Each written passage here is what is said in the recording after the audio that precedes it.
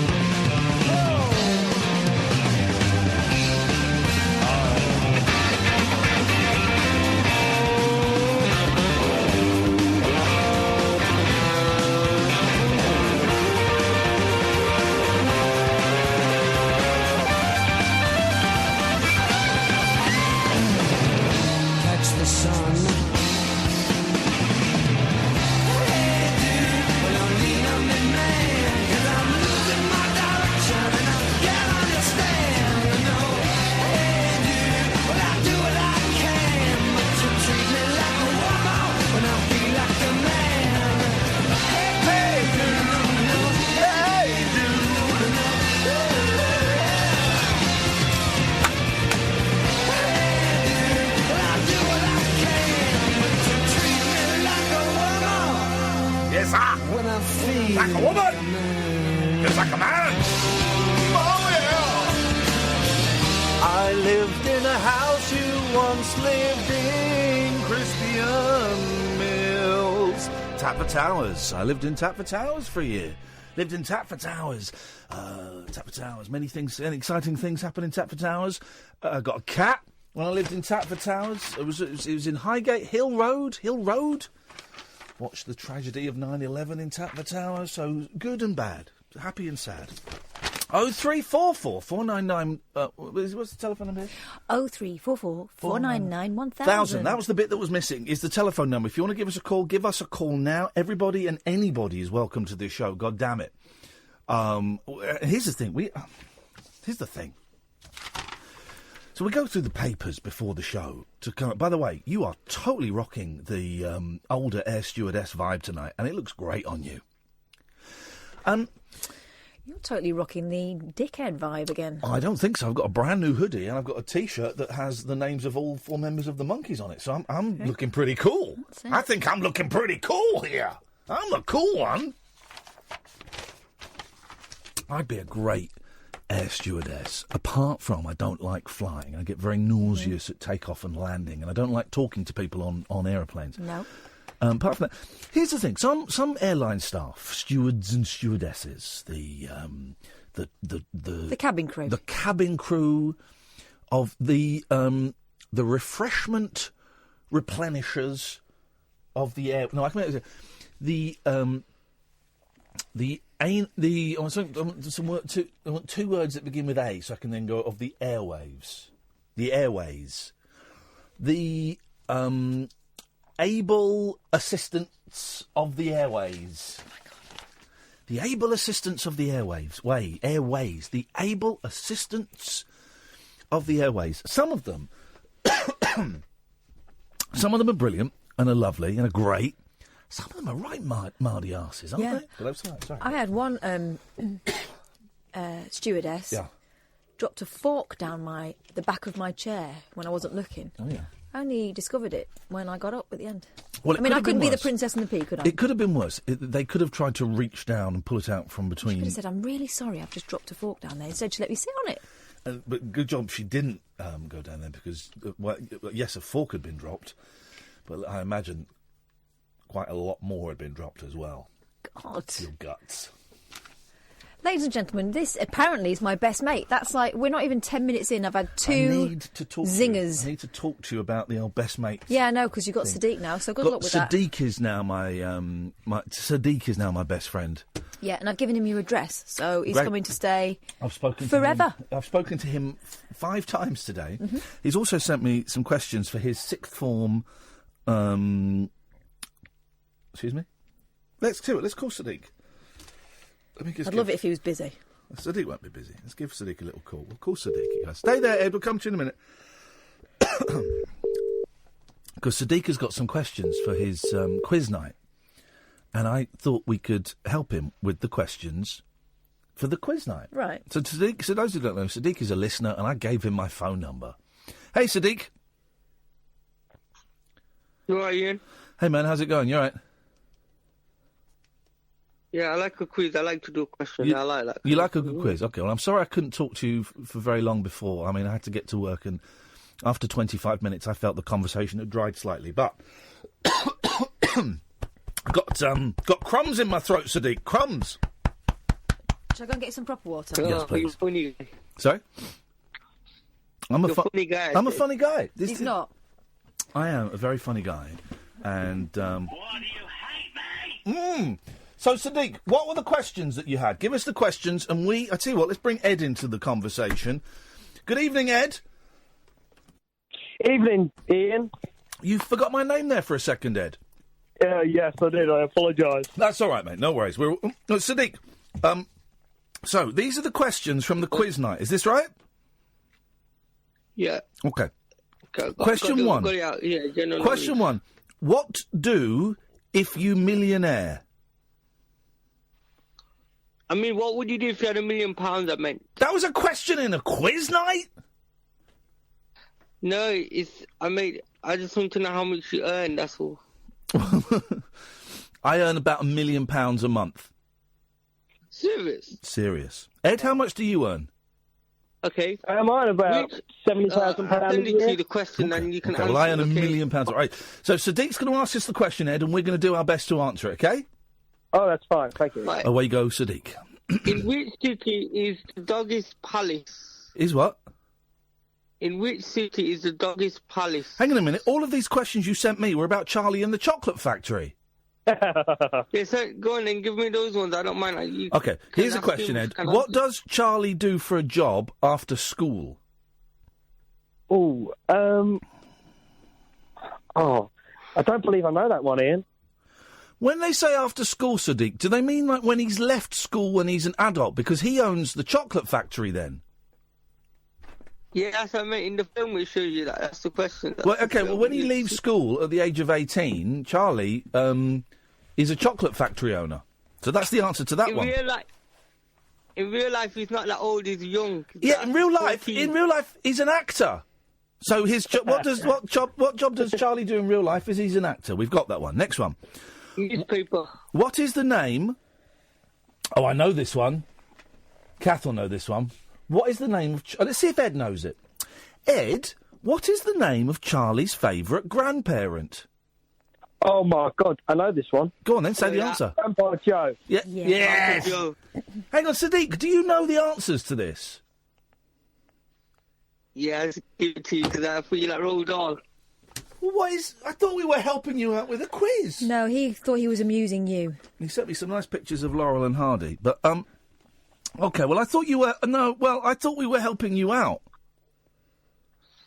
Give me the next question, I can answer it. Oh, well, you know the answers. He Googled them all. All right, this is... OK, what we'll do, this is Kath versus Ed, right? So it's 1-0 to Ed.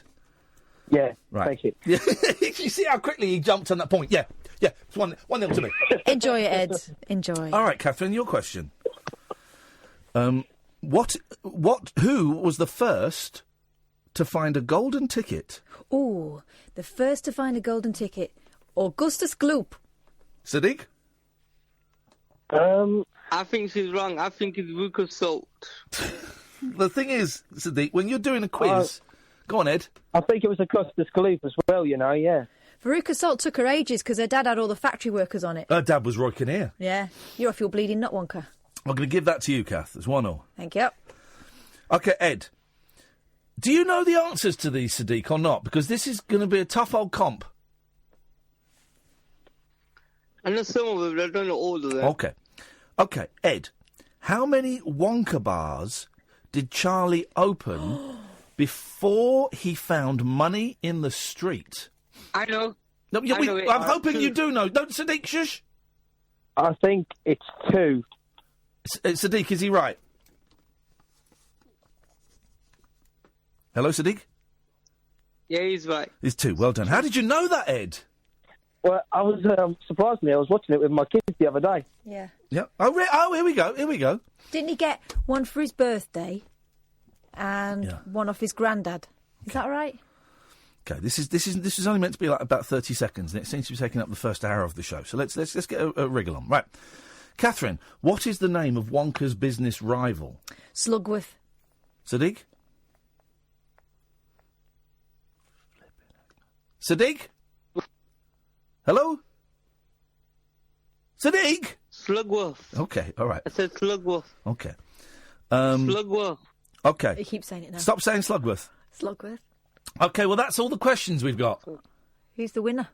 It's a draw. Oh, well, that's nice. We need a tie-break question, Sadiq. I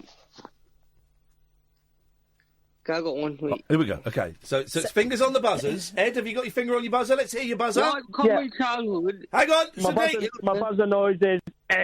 Okay, Catherine, let's hear your buzzer. Beep. Okay. I'll write it down for you. Write some more questions down for you, Ian. Okay, just one more will be fine, Sadiq, I promise you, man. So go on, what's the tie-break?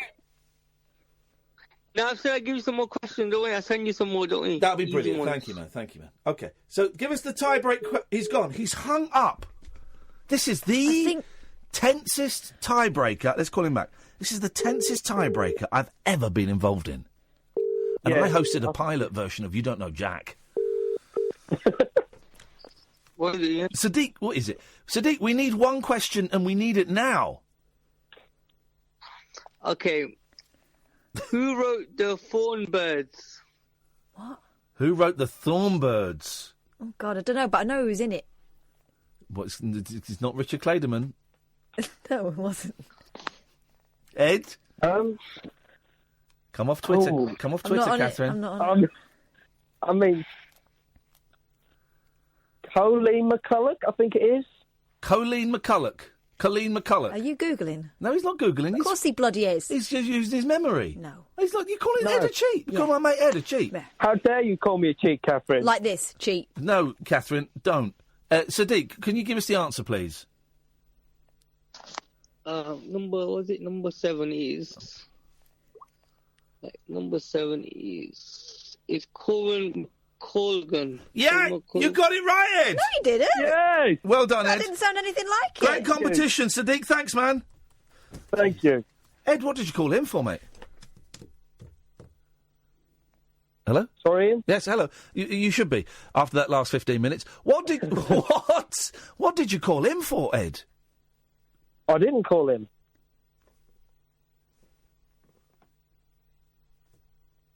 Well, then why? Then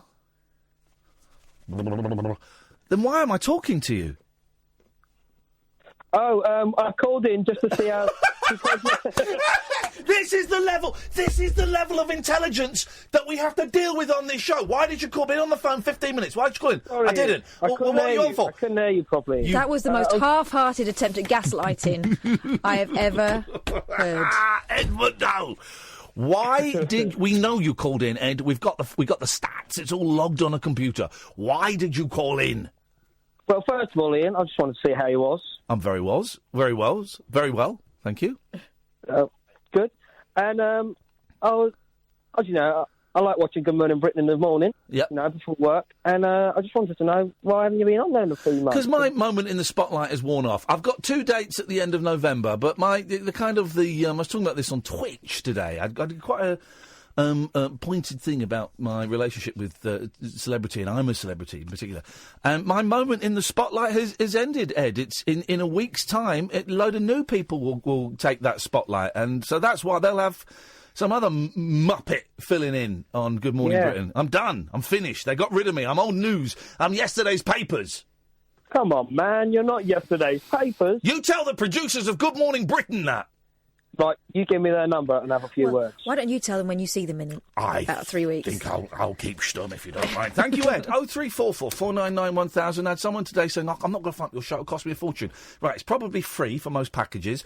If it's not, it will only cost you pennies because you'll speak to James tonight. He will take your name and number. He will give you a call straight back. God damn it, that's how we do it. 0344 499 1000 is the telephone number. This is the Late Night Alternative with Iain Lee and Catherine Boyle on Talk Radio. The Late Night Alternative with Iain Lee on Talk Radio. By the way, my delivery of the Beatles arrived today. Not all 4 members. The album, the double album, The Beatles, that was released 50 years ago. It's been released, and boy, oh boy, you saw the box set. Yeah. That is so. Here's the thing: it is stunning. I've not listened to it yet. The package that came today is now known to me as Sunday. It is stunning. Beautiful book. 6, I think you get 6 CDs and a Blu-ray. And I said to Kath, it's only 129 quid. And you sort of went, oh, what? As though that was a lot of money. No, you know why? Because when you were opening it, I was eyeing it for my dad, thinking I could maybe do that for Christmas. Right. And that might be a little bit steep for Christmas. It's beautiful. But the controversy continues, and Danny Baker at Prodnose has just highlighted. I've not really looked at it. I thumbed through it very carefully, but it's Sunday. Sunday, I'm getting up, I'm brewing a cafetiere of coffee, and I'm sitting there and I'm listening to that all flipping day. I ain't going nowhere. I cannot wait. But page 1 is an introduction by Paul McCartney, right? Well, the guy who's posing as him these days. Paul McCartney, fake Paul. It says, it's entitled, We the Beatles. Do the voice. We the Beatles. By the time we, the Beatles, came to make what would come to be known as the White Album. Now, you see, he's playing silly buggers there, and he's done the White Album with capitals, so he knows what that album is called. Right, the review. Can I show you something? Review of it in the Daily Mail today. Where's the review? Hang on a minute. Trust me, this is going to be worth it because it improves me, right? Dear, where are you? We got all time. We have all the time in the world. Brian Cox calling it the White Album, and that I think that discredits everything that twit has ever said about science, and the universe is just so amazing, you know. Is he Paul McCartney and all? They're related. Well, they're both from Liverpool. No, they're not. Paul McCartney's from Liverpool. I don't think Brian Cox is. Cox is from Liverpool. Here we go. Let me check that. Look at the title of that review. What does that review say? It says, White On, the Fab Four's 1968 epic still shines. What are they reviewing? The Beatles. The Beatles. That's what they're reviewing! That is what they're... It is beautiful. He's from Oldham. Yeah, Liverpool. No. Let's go to Dean. Dean's my favourite caller of the night. 0344 499 1000. It's going to take a lot, Dean, to come in with a better call than this one, buddy, and I'm really looking forward to this. So thank you. Hello? Oh, Jesus, what is wrong with these idiots? No, sorry. I thought you were going to say line 9 or something. Right. Hi, how you doing? You okay? Hope you're having a nice Friday night so far. Hi to your cat. Gosh. He's rattling through these. That's how Dean enters the room at parties. He is rattling through these bon mots. Right, I've got a couple of things to talk about tonight. Okay, Dean. Yeah, not a problem at all. Right, a couple of weeks ago on the pod, because I really only listen to the podcast, because where I work full time, I'm never up that late. I don't want to hear the backstory as to why you can't support me and my best friend Catherine in our artistic endeavours. I listen to your podcast, it's great. All right. Thank you, I make that. Well, I make the content. Hang on a minute, Dean, sorry, we're having a beef now. I make the content, you just chop some bits and put it online. I make the content. I make the cake, you put it in the shop window. I put the icing on it, my friend. Yeah, exactly. Except I would make a gay cake. And I cover up the big holes in it. You wouldn't... Well, I would bum the gay... I would have... Okay, let's not talk like this. Okay, go on, Dean. Away you go, mate. Look, it's a great team effort. Perfect. Right. I'm waiting for the punch, yes. Yeah, no. No punch. No. Brilliant. Yeah. No, I've got three things to talk about. It's gone up. Right. One. You had characters on your show. What was that? It was Anal Sadiq, and various others. Yeah. Now, I'm a DJ. I'm travelling, just a weekend DJ, part-time. Okay. And maybe I could be Disco D as part of the gang. If you'd have me. Oh, that's the phone-in we did about 2 weeks ago. No. We did it a while ago, but we always say people can call in about it. Well, then don't say it in such a disparaging... I'm not saying it in a disparaging way. I'm not saying it... Hang on, Dean. Dean, sorry, mate. You seem to be bringing up a lot of beef between me and Catherine. I'm reminding you, because your memory's not... I remembered that, because my memory is but I remembered that. He said anal Sadiq. Yeah. He did. Now, they're not my words. They're Alan. Well, they were your words. You said it, Dean. Out your mouth. Yeah, no, I apologise. He said anal Sadiq. Yeah, he's not going to defend himself. And I would... he's not allowed to come on until next week. Anal Sadiq is banned for a fortnight. No. Alan Sadiq. We did that, and then we kept the names for a bit, Dean, and then we dropped them. And also, that's a pathetic name to come up with to be part of the posse.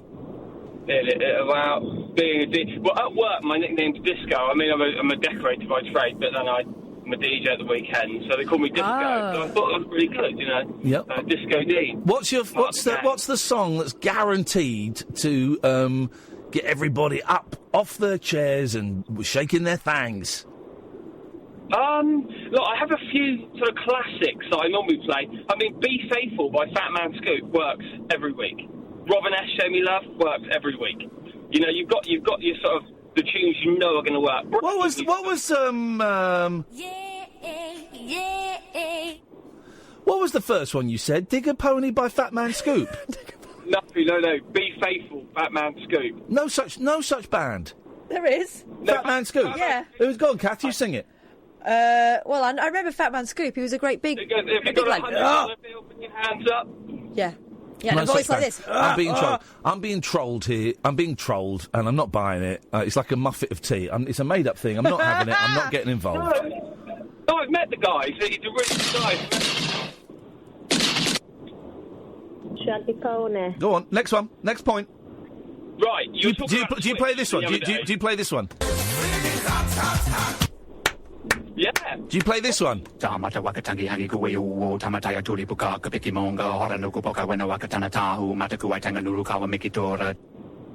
you got my laptop? Yeah. Do you play this one? Oh, it didn't work. Okay. Right, Dave, let's get on to the second point. I've lost track of time. Right. Second one. Yeah, go on. You're talking about Twitch on Monday's podcast? Oh, mate, I'm a big-time Twitch. I live-streamed me having an argument with someone who wanted to meet me for a fight today. So he called me up on Skype. And I live-streamed it. It's on my twitch.tv/Iain Lee. I told him it was being streamed. It was all legal. I told him 5 times it was being streamed. It is the funniest thing, man. Everyone go and watch that. I will. I'm not really a Twitch sort of viewer, but my brother, you're talking about these big events in Cologne. Yes. That you're watching with your boys. Yes. Now, my brother is one of them commentators.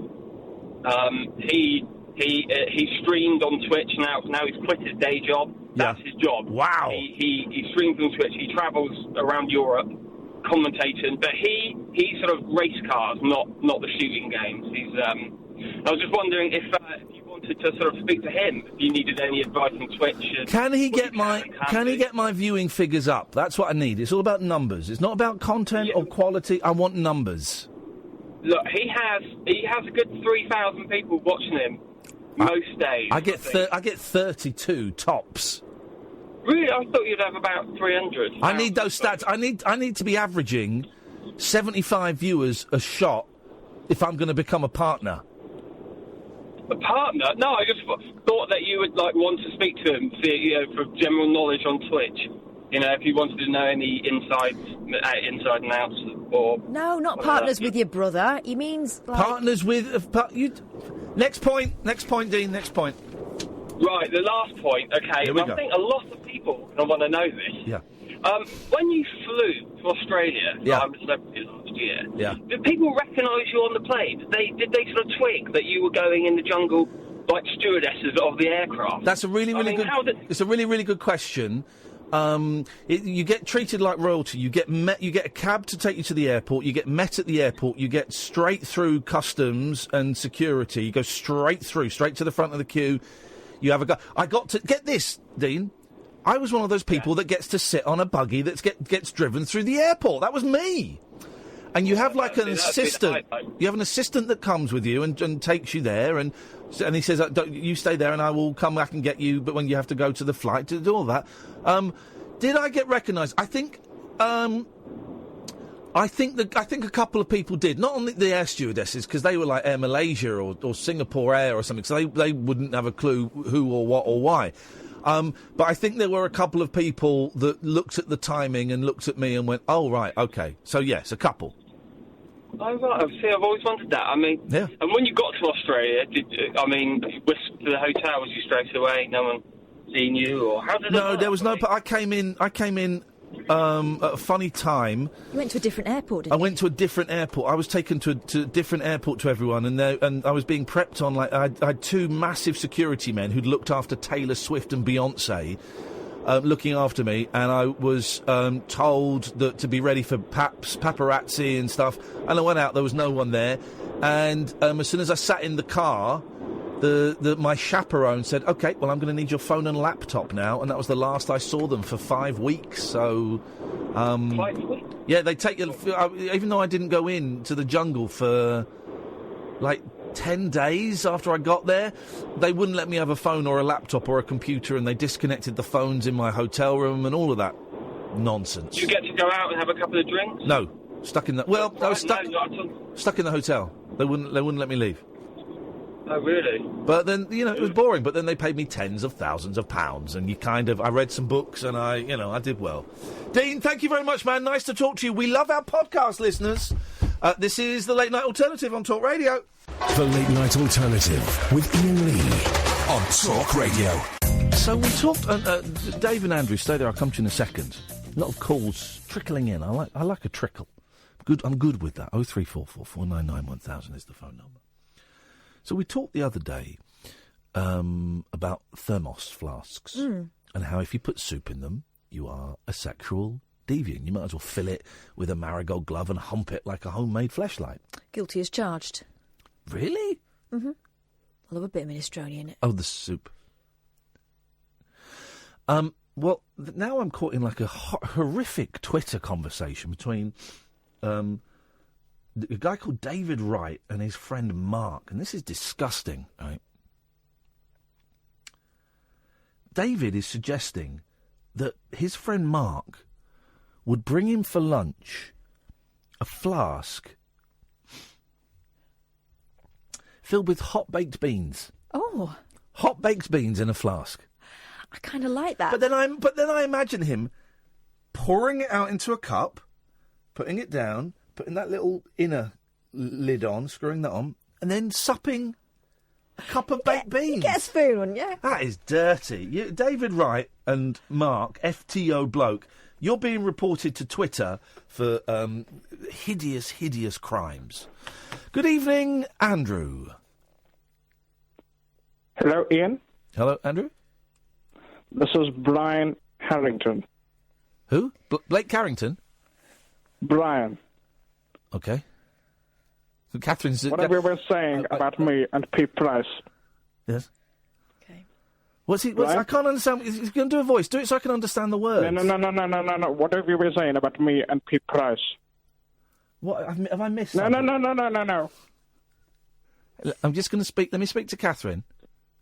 Okay. Have I missed something? I think we're getting it all, but this isn't going to end well. But what? I don't know what... Is this... Hang on. Is this in reference to anything? No. Is this just a spontaneous thing? Doing a thing. All right, I'm going in then. Okay. But this isn't referring back to a call earlier tonight or a call from before? Nothing of note, All clearly. right, we're in. Okay, what was your name again, sir? Hello? Hello? Hello, sir? What was your... I've got time for this. I've got patience. What was your name again, sir? Brian Harrington. Okay, Brian.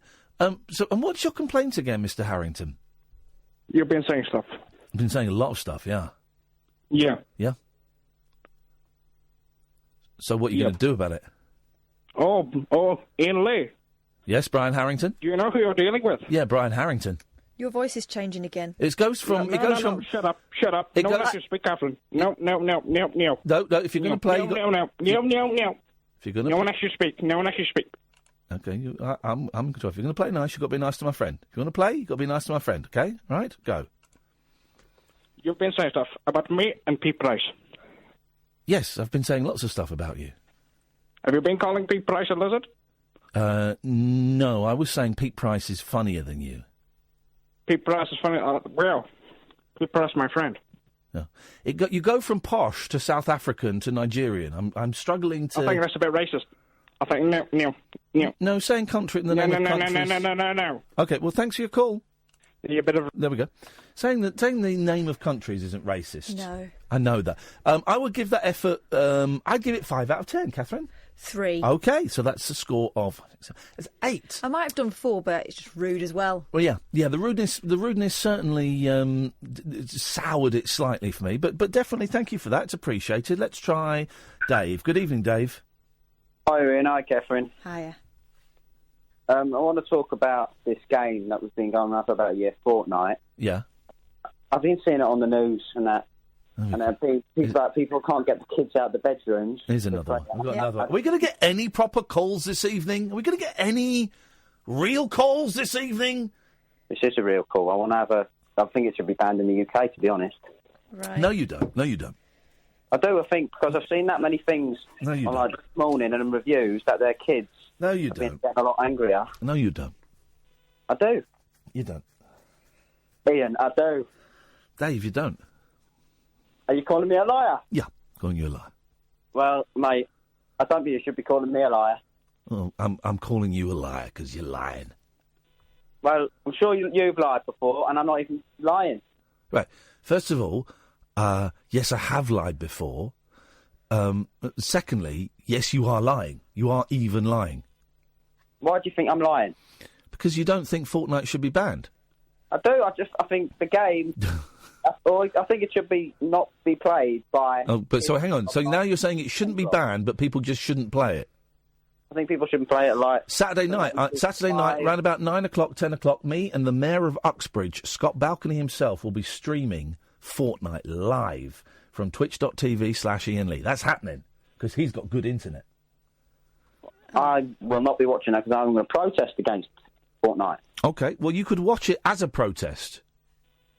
I might do that actually. All right, nice one. Thanks for your call, Dave. It's almost appreciated. See, I'd give that a 4.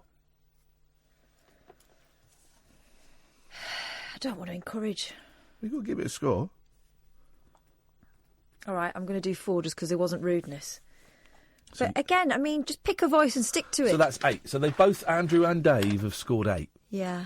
You gave 3 to Andrew, didn't you? Yeah. So that's 8, and that's 8. Well, see, mate, put the phone down. There's no chance in hell you're getting on. Goodness sakes. Okay, well, that's 8 and 8 so far. So Andrew and Dave. Hang on, you gave him 4. Who? Dave. Andrew. No, I gave Andrew 5. You gave him 5? Yeah, I thought it was a 5.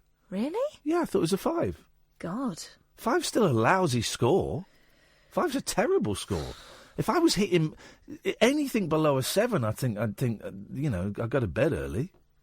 You gave him 5 even though he was that rude to me? Oh, that bumped up from 4. Yeah, that got him a bonus point.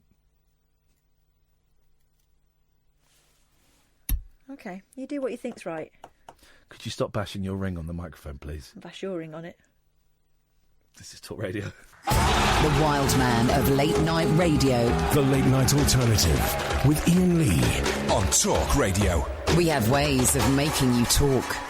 0344499 1000 is the telephone number. I'm just retweeting a picture from Chris Coe of, he says, Iain, I just met your doppelganger. And I think I really look like him. With the sans beard, not the bald dude, obviously. Sans beard. And you don't think I look anything like him? No. We've got the same eyes, the same shirt wear. No, you haven't. Totally. It's just a bloke. He's a bloke. He's very handsome. It's just a bloke. He's a very handsome. Very handsome. I'd like to play with him, if you know what I mean. But many people will know that my biggest gay fantasy is to meet me and have sex with me, and I would go all the way because I can't think of anything better. You want to make love to someone who knows, if you can call it making love. It wouldn't be when we get down to it, but you want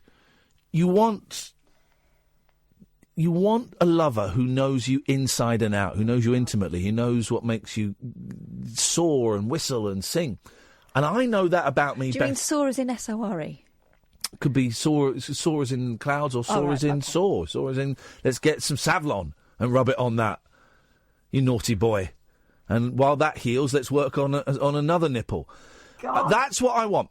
So what I'm saying is, if I met myself wouldn't stand a chance. It would be, I would of course get permission from myself, all right? Let's just make that clear. But myself wouldn't stand a chance. So seeing this picture of this guy who looks like me makes me think that maybe I should hook up with him.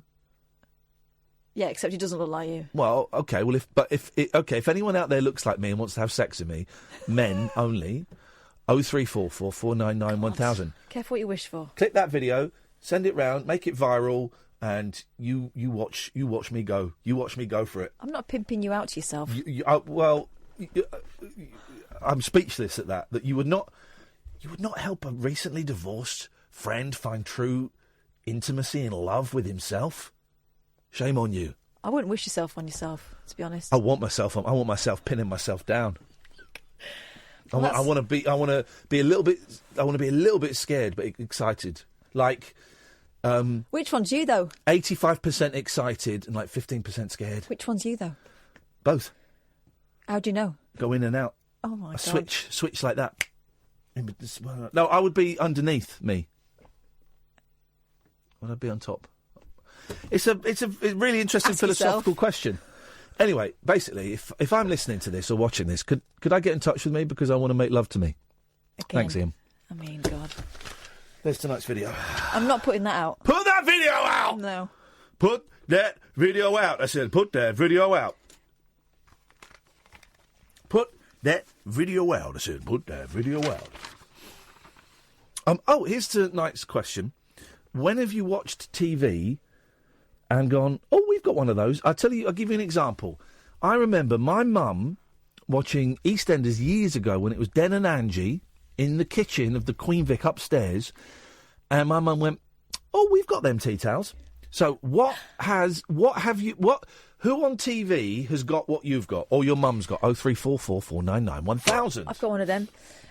It was Nelson Mandela House. Oh. Their horrible wallpaper that's got like palm trees on it that are painted black. I don't think you can criticise the wallpaper in Nelson Mandela's house. No, not in his house. You said Nelson Mandela's house. In Nelson Mandela House. Well, who lives there? Are you the only person in the country who doesn't know? Who lives there? I'm not telling you. Nelson Mandela? No, he don't. And up to a certain point, Winnie Mandela. So you're criticising... You're impossible tonight. I'm not talking to you for the rest of the night. Oh. The end. Oh. Promises. You promised me something. I bet you talk to me before the end of this hour.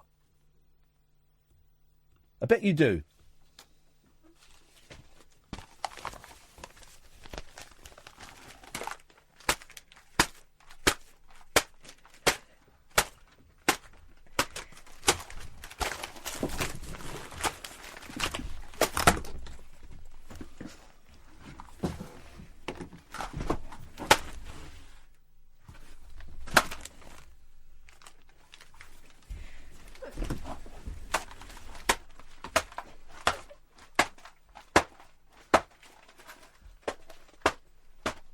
Yeah, you said something. She said something. She didn't hear it, but she said it. Didn't you? Yeah, you did. Don't matter. Got it on camera. I won't put that video out. You got it on camera. She looked at me and went, what are you doing? Friday night, we're going to lose our jobs because I'm beating up Catherine at work and she ain't talking on the radio. Oh, right. So I had two people send me this. Mark sent me this, and Will Guyot sent me this. And I don't quite understand this story. A fake band that did a tour. Have you heard this? So there's a band called Threatin. Threatin. Bands buying Facebook likes is nothing new. The practice has been going on for as long as Facebook pages have existed. Businesses and bands alike using bots to up their stats in the hopes of improving their social media standing. One LA band, who go by the name of Threatin, appear to have taken this mantra to its most baffling extreme. Now, I think if we're supposed to go on Facebook and look for Threatin, let's have a little look here.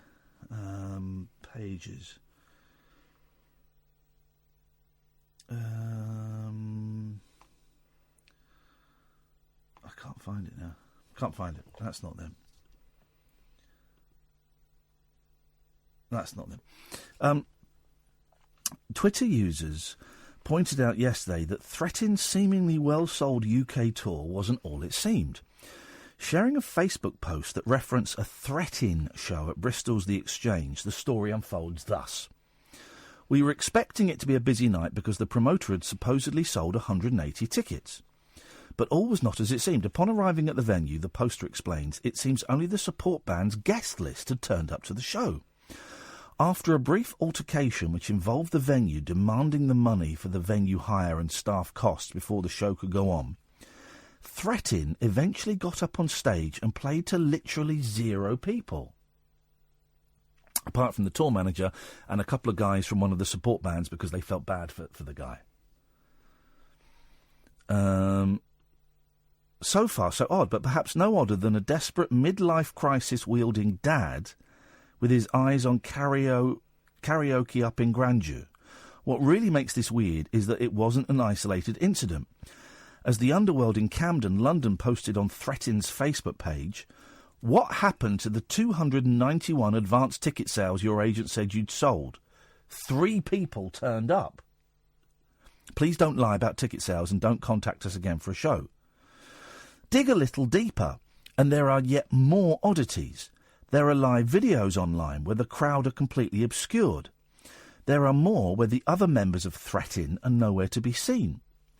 Check out their official music video for wailing alt-rock stinker, Living is Dying. OK, let's... Living is Dying, Threatin.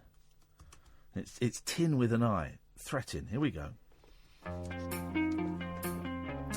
And you'll see that the long-haired lad who reportedly threw a strop at having to, pay to hire an empty venue plays every single instrument.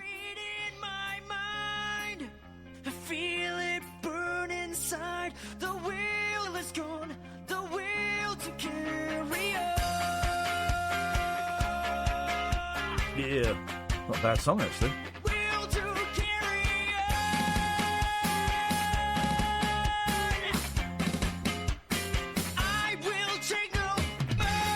Okay.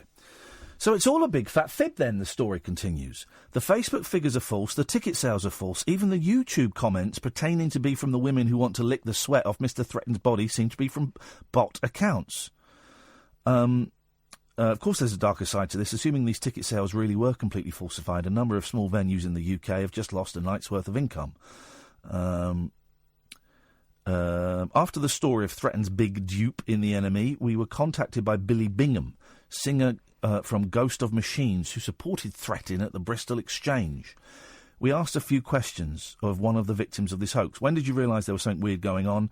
Billy says, after our sound check at 6 p.m, everything seemed normal like any other show. We were told 180 tickets had been sold in advance, and we anticipated a great evening.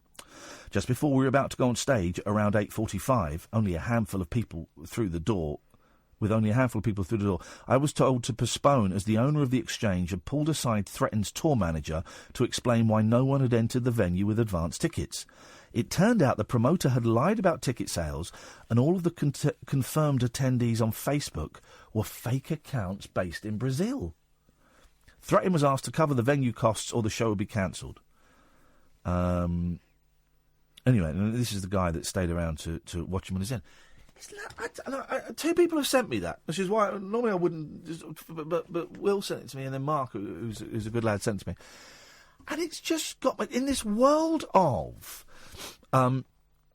where you can buy 1 million followers, for example. For I think 1 million followers is probably quite expensive, but for a few £100, you can get a load more followers. You can get a load of likes. You can get a load of retweets. How much did it cost to get 1 million followers? By the way, I'll have a little look during the news. In this world of where numbers are key, I keep talking about the Twitch thing that I'm doing. I get 32 viewers, and you know what? Actually, I'm cool with it. It'll be nice to get more, but I'm cool with it. But I sort of joke about, I need to get more. I need to get more. I need to get more. Because everything is driven by numbers these days. This show is driven by numbers. We know that, and the numbers ain't great for the station. But your number of retweets, number of likes, number of shares, all of these things count. So if you can buy them, then they become meaningless. Well, they're meaningless anyway. They become even more meaningless, if that makes no sense. So if this singer has based his entire career on fake numbers, I can't quite work out what the scam is. Because he knows that real people aren't going to come to the show, but he's pretending that he's sold loads. Why would you do that? I can't get my head around it. If anyone else who's hipper than me and has read the story, he's still doing the not talking thing. Kath, are you doing the not talking thing or not? Or are you talking to me? Because you spoke to me over there. So if you're doing the not talking thing, you're wasting your time. Sorry? Are you a dick? Yes. Hey! Catherine speaks! It's all right. We heard it the first time. It's absolutely fine. No. Sorry? What did you say? No. Okay. Say it again. Are you intelligent? Are you a dick? You clever? What are you, clever or a dick? You're a dick? Yes. You're clever. You're a dick. Load of rubbish. Every performer has a... We've got 2 more hours of this crap. For God's sakes, phone us up, otherwise we're going to go nuts. This is Talk Radio. The Late Night Alternative with Iain Lee on Talk Radio. We have ways of making you talk.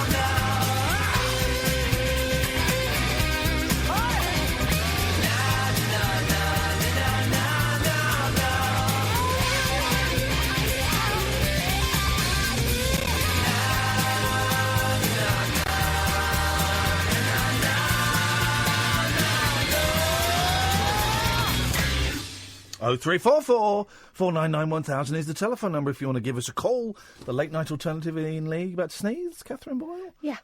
Oopsie daisy. Here we go. Bless you. Pick a line, one or two. Two. Oh, we're going to go to Larry. Good evening, Larry. Pick a line. Oh, hello, Iain. How are you? Oh, jeez. Are we going to get any real phone call? I'm giving this a 1. Oi, what are you trying to say? Hey, Iain. Just here's the thing. When you phoned up last time, I'll just listen. Okay, right. No one can hear you. Have we got to do the show where we teach people how to do prank calls again? I think so. Here's the thing. Right. Here's the thing. No. Right. Here's the thing. They can't hear you. Hey, they can't hear you because I've turned you off. Right. When you phoned up before and did the shouting thing, okay, that was the shouting thing then. But the shouting thing doesn't really. You get about 15 seconds out of the shouting thing. And then it doesn't.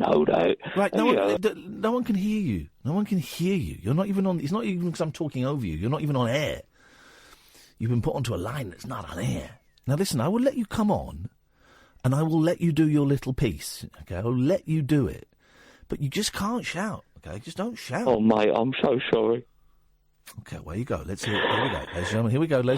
With his latest character creation, it's Larry, the crying old man. Away you go, Larry. No, I'm not happy. I'm not happy, mate. I'm not happy. I didn't get sent the script, so I don't know what my parts are, so I'm going to be quiet for this. Script. I'm going to be quiet.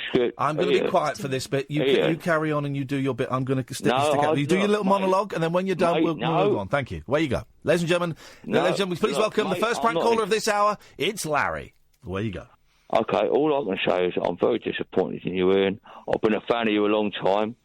I used to like you when Daisy, what's her face, was with. There we go. That's it. Thanks very much indeed. So the punchline to that prank call was an F-bomb. Well done. Just to remind people, because we get new listeners all the time, just to remind people that if you swear, the only people that can hear it, me and Catherine, because we've got a dump button here and we press it, it doesn't get broadcast. So that was a waste of your time. By the way, I've been meaning to say this, but I forgot. I've not been meaning to say it. I didn't know. But if you're listening to us on the app or online because you can't get us on DAB where you are, there's a chance that you might be able to get us on DAB where you are now because they put up some new transmitters. So if you have a DAB radio, go there and do a deep tune. Now, I never know how to do a deep tune. It involves holding the tune button and holding it or something. I don't know. You go Google it, for crying out loud. You got your model there. Type it into Google. How do I do a deep tune on this model? You know what I mean? I'm not doing everything for you. But if you do a deep tune, the chances are you'll be able to get talk radio on your DAB radio now. Isn't that amazing? Listen to a radio show on a radio. It's so old-fashioned. Okay, so we had 2 calls at the same time, which, after that one, I'm thinking maybe the next guy is going to attempt the similar thing. Can we offer a few pointers? Well, let's. The next one's interesting because it's a lady's name. Okay. But let's see. Let's see. Good evening, Tina.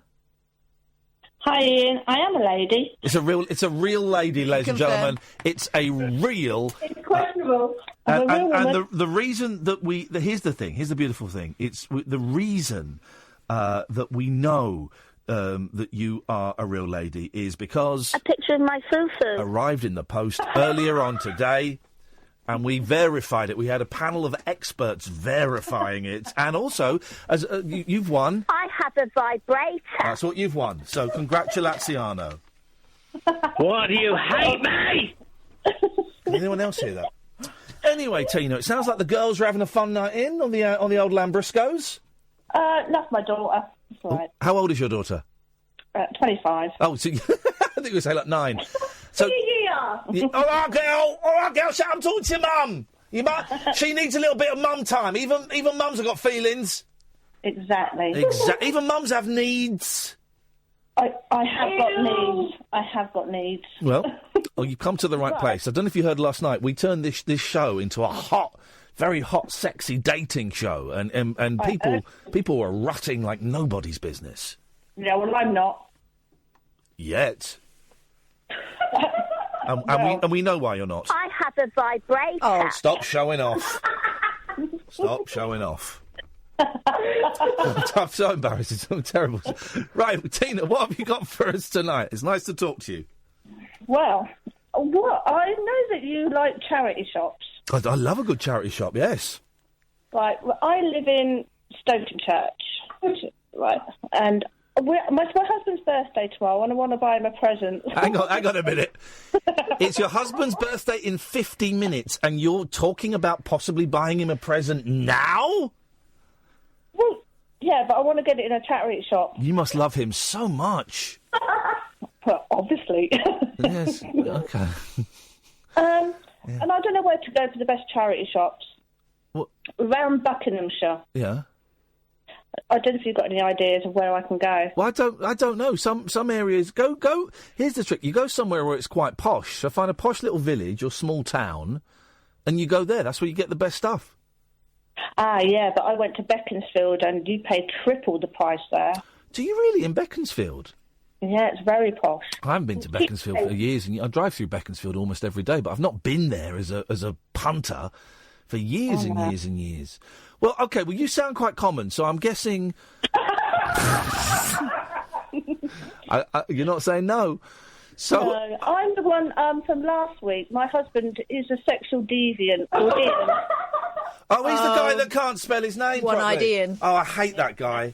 Oh, just go out and just pick up a dog turd from the street and give that to him. Any old crap will do. Yeah, go to those. You know that here's a great place to get presents for Ians who spell it with one eye. If you go to parks, they have these up on these posts. They have these red bins.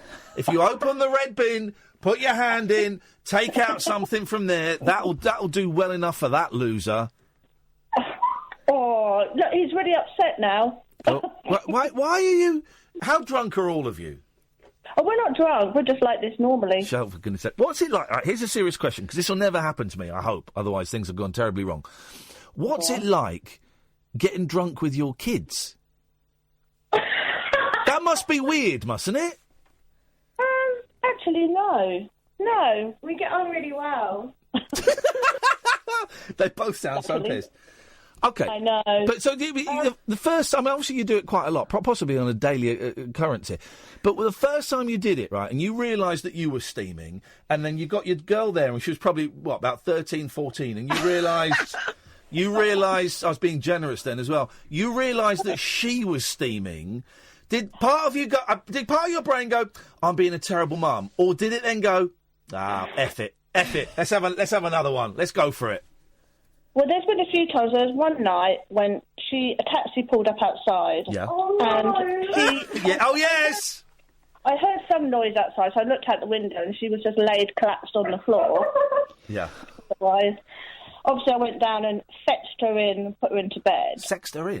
Fetched her in? She looked as if she was going to throw up once I got into bed. I said, please don't throw up. She said, I'm not going to. Then she proceeded to puke all over me. Ooh, oh, no. I know, it's disgusting. Good old mum. Good old mum. Yeah, that's the thing. Well, listen, when they're babies, you don't mind babies throwing up on you, because that's what babies do. But when they're in their teens or their 20s, no. No, it's vile. She said, you don't understand me. You hate me. And you're thinking, yes, I do. I do hate you. You just puked up on me, you little brat. Exactly it. Shut up, Ian. I'm not talking to you, you scumbag. Well, it sounds like you're having a lovely, lovely night, and I hope. How can I phrase this? Let's just say when the kids go to bed, that you give Ian the birthday present that you both so richly deserve. There's only one birthday present he wants. It's an action man. The doll. Oh, okay. Doll. Well, go. What you do is you just do a little sexy pole dance for him. Ew! Are you kidding me? I'm sat right here. Right, and on that bombshell... Thank you very much indeed, Tina. Been nice talking to you. What a lovely family of alcoholics. I enjoyed them. 0344 499 1000 is the telephone number. Dudes and dudettes, if you've got a problem with the listening, because it's like fuzzy or something, don't tweet me. All it does is get me riled up. Tweet Denny Morris, at Talk Radio. Don't tweet me. And Billy, you're confusing me, man. Call in or naff off. I'm getting close to muting you because you're confusing me. Kath's already muted you. Yeah. I'm getting close to it, man. I don't, the C word popping up in my timeline like that. You know what I mean, man? You know what I mean, brother? 0344 499 1000. Yeah, the charity shops in Aylesbury, Paul, they're not very good. I've been there. There's a lot of charity shops. They ain't very good. But there's a good sex shop. My boy, when we go to the game shop now, why is the shop called Sex? Because that's obviously how you pronounce computer exchange. And I just... It's not right. It's not right. 03, the switchboard is empty. 0344 499 1000 is the telephone number. This is the Late Night Alternative on Talk Radio. Across the UK, online and on DAB. The Late Night Alternative with Iain Lee on Talk Radio. 0344 499 1000 is the telephone number. Here's a clue. Here's a clue, Larry. You came on last time and swore you're not going to get on again. So there we go. So unlucky. I think we're going to get a few more of those. And I don't mind it. Just make it funny. That's all. Just make it funny. I don't mind it at all. If you swear. It's fine. It doesn't go out. You just dump it. So it's no skin on my nose, cowboy. Evening, Ray. How you doing, Ian? I'm doing very well, Ray. What you got for us? Well, I'm reminiscing. Hang on, I'm just going to light a cigarette. Oh, okay. We'll wait for that, Ray. Hang on. So, Ray, you come back when you finish your fag, mate. How about that? Good evening, Lacey. Good evening, Ian. How are you? I'm very well, Lacey. Oh, it's Lacey! Yes! Hey, Lacey lady, how are you doing tonight? I'm doing really well, yes, but... Mate. Go on. I need to ask you something. I'm not buying any more shopping for you. No. Okay. Have you sorted your tooth out?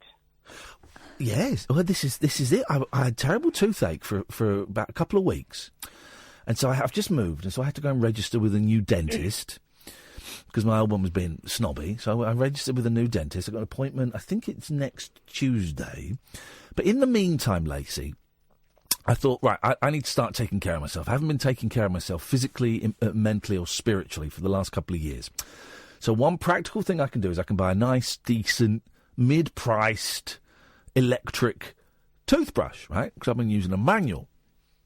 So I got this electric toothbrush, and I use it to give myself a really good clean. On the second day, I'd fixed my tooth.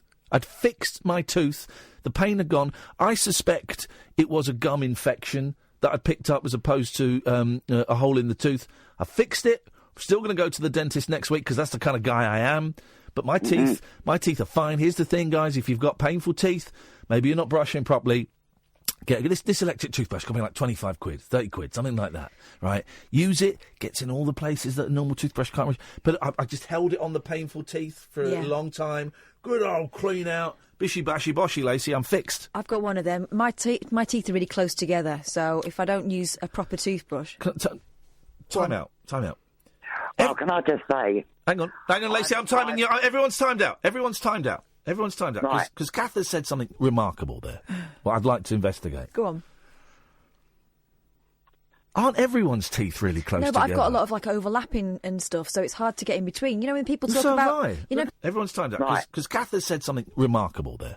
Well, I'd like to investigate. Go on. Aren't everyone's teeth really close together? No, but I've got a lot of, overlapping and stuff, so it's hard... 6 injections. And let me tell you now, I have got a major abscess. Yeah. And it is all coming up through the roof of the gum, and it is just absolutely jank. It is, honestly, it is disgusting. Come in up! So I've had to go back to my dentist today. Mate. They flushed all the gum out and got all the gunk out. Oh, Lacey. Yeah, put me on some very, very strong antibiotics and some very, very strong painkillers. Yep. And I've just got to sit it out for 5 days. But yeah, I just wanted to know whether you sorted yours out, because if not, just please go to the dentist and get your teeth checked. I think with this weekend approaching, that's the one thing we should all remember: go to the dentist, get your teeth checked out. Dental hygiene is the key to longevity of life. And do you know what? I've had such a day, and the only thing that has cheered me up today was the drugs. My grandson, who's drugs.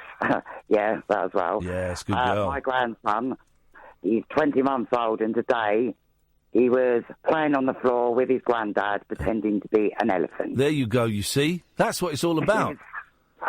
And when you're on those painkillers, you can pretend he actually is an elephant. Yeah. Oh, but he was doing the burp noise. It was so funny. Oh, he's 20 months and it's gorgeous. It's the best, man. It's the best. Oh, well done, Lacey. Good for you. And thanks for checking up on me. Say hi, and, your show's great, and carry on. Thank you, Lacey. Nice to talk to you, and it's good to hear you doing so well. For those who don't remember, Lacey was the young lady who phoned up when she was in a little bit of trouble and was hungry, so we did a little bit of a shop for her. We made it, turned it into a nice, funny little thing, but she likes expensive soaps. Good for her. Who doesn't? The names are generally a giveaway. So let's try it. I could be wrong. Let's try George. Evening. Good evening, George. How are you, sir? There we go. Very, very well. What have you got? What's your little routine tonight, George? Tonight? Well, tonight's totally different to any other normal night for me because my girlfriend's not around. That's not why I'm calling. Okay. Could be real. Go on. Well, there are a couple of things I wanted to talk about. Was one, I'm a new listener to talk radio, and I find it absolutely fascinating. And I just wanted to get your take on your job, really. It's incredible. I'm not being weird, Ian, by the way. You're being a little bit weird. What's the take? You want the take on my job? Well, yeah, not your job, but the station as a whole. It's all right. It's got some good bits. It's got some bad bits. It's got some people I think are idiots and some people that I think are great. Well, I think most of them are great. No, not all of them. There's a couple of turkeys. Well, some of the presenters sort of speak their mind, don't they? Well, yeah, I suppose they pretend they do. This is the only show where we actually do speak our mind. Everyone else is kind of... Well, let me turn it on you, George. Who do you like the most? Who are your top 3 presenters on talkradio.co.uk? Well, I'm 2 weeks in, so I can't really give the names. The young lady in the morning, awesome, and yourself. Okay, there we go. You don't know names after 2 weeks? Well, I do listen to other stations occasionally. Who do you listen to? What do you listen to? Come on. Absolute 90s child. Yes, ma'am. Yes, man. We're playing Cooler Shaker tonight. It's Cooler Shaker night here at Talk Radio. It's good. It's good. Cooler Shaker are coming in doing a session after midnight. I forgot to mention that. We've got Crispian, we've got Paulie, we've got Alonzo, and we got Jay coming in. They're coming. The guys are coming in to do. I'm wearing my Cooler Shaker T-shirt. They're coming in to do a session after midnight. So that's going to be good, man, for the 90s fans. Well, keep it on then. Happy days. Keep it on. Happy days.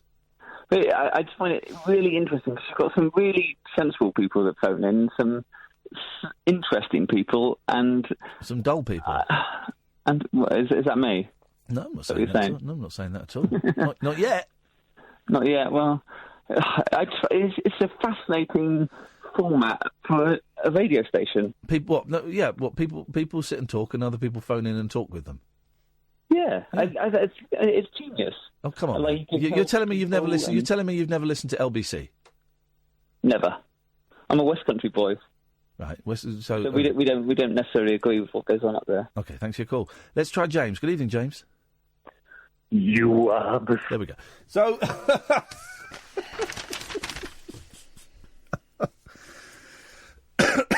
So, does anyone know about this?